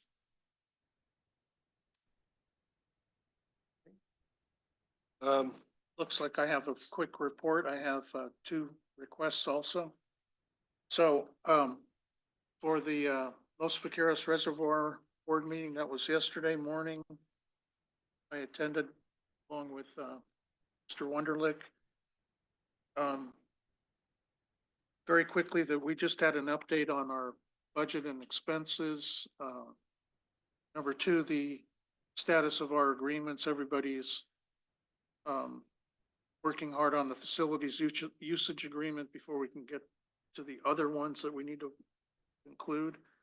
And then 3rd, it looks like all of the districts responded to a letter that General Manager Rachel Murphy put out in June that we all saw, including our letter in response. I did watch the Valley Water District meeting on Tuesday, and they pretty much aligned themselves with ACWD, and I talked with General Manager Steve Ritchie yesterday, and he said they were pretty much towing the line with ACWD as well. So if anybody wants to review the board packet, it's right here. Total project cost is now up to $1.68 billion. It's gone up about $500 million since we started the JPA. And that's a really discouraging development because it's making it much harder for all participants to justify a business case. Okay, 2 requests. I see Mr. Leonard Ash out in the audience. And we are about to begin the fall run of salmon and steelhead. And so I am hoping for a future report this fall on what is coming upstream rather than downstream in our watershed. So making a formal request for a report later in the fall. I hope it's exciting news. A question on that. Is it necessary for the fish ladders to be operating for us to get an accurate count? And are the fish ladders operating? I believe Miss Leonard or Miss Heides, you want to answer that? Well, both dams are down right now, so the ladders are not currently operating.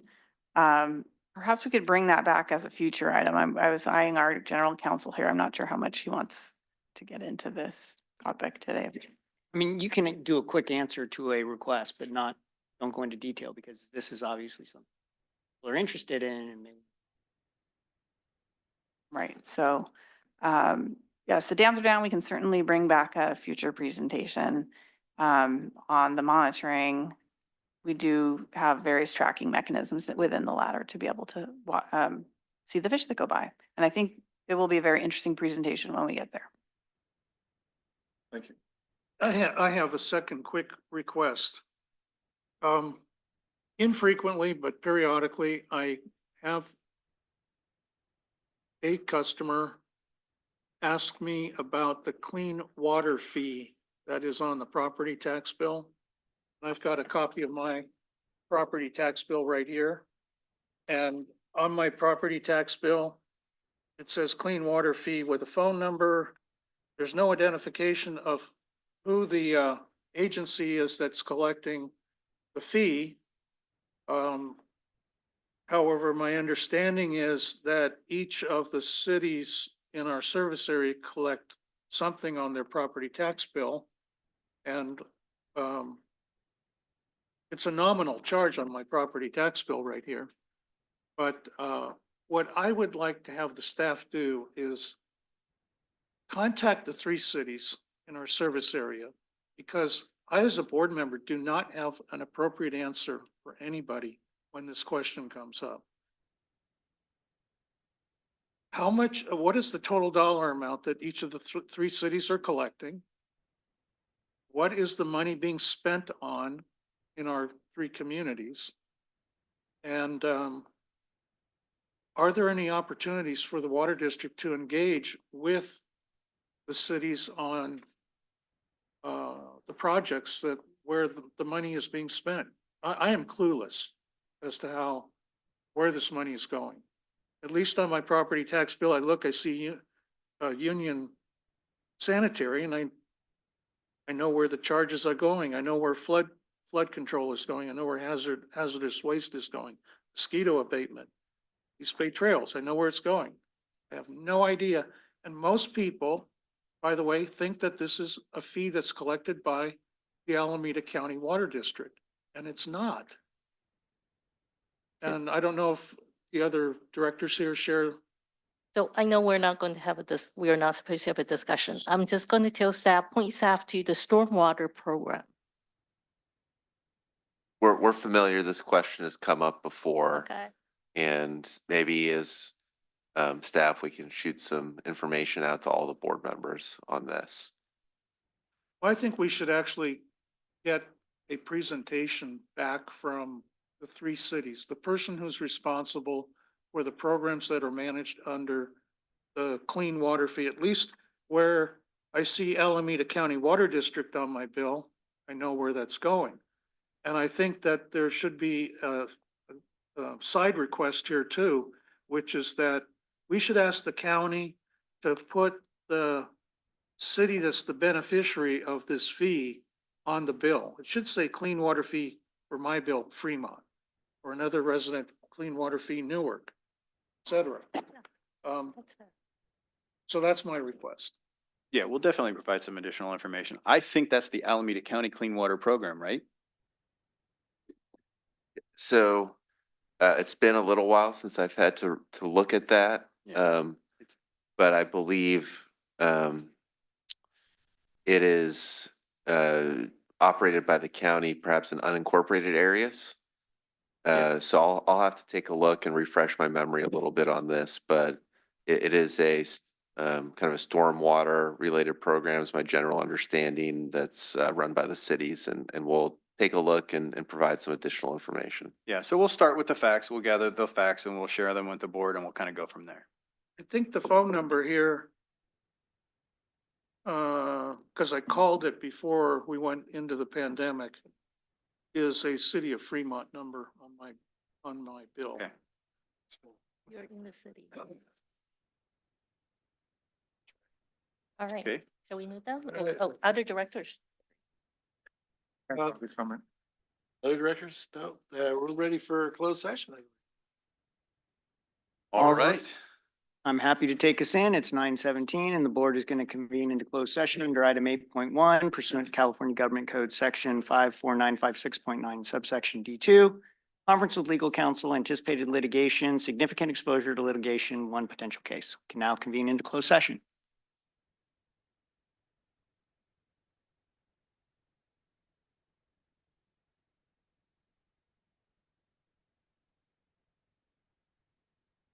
Ready? Hey, the board has returned from closed session. I'd ask council to read out. Yeah, The board convened in closed session under item 8.1 pursuant to California Government Code Section 54956.9 subsection D2. Conference with legal counsel, anticipated litigation, significant exposure to litigation, one potential case, and no action was taken in the closed session, and that concludes the report. Okay, with that, closed session over, no further issues. I'm going to declare the meeting. Oh, you have a public comment? You better not put his hand up. It is, wasn't it? Yeah, Oh, his there hand it is up. His hand is There we up. go. Got some stamina. Yes. I just wanted to comment on Director Sethy's earlier comment. I did some research while you guys were in closed session. Yes, the clean water fee of $13.50 per single family home in Fremont and $4.50 for a multi-unit dwelling is for urban stormwater urban stormwater management to be compliant with the EPA regulations. And in fiscal 2023, the city of Fremont collected $1,423,103 for that fund. Thank you. Yeah, thanks, Mr. Nishimura. You saved our finance staff some research. Appreciate it. Thank you very much. Well, with that knowledge, I'll declare this meeting this evening adjourned.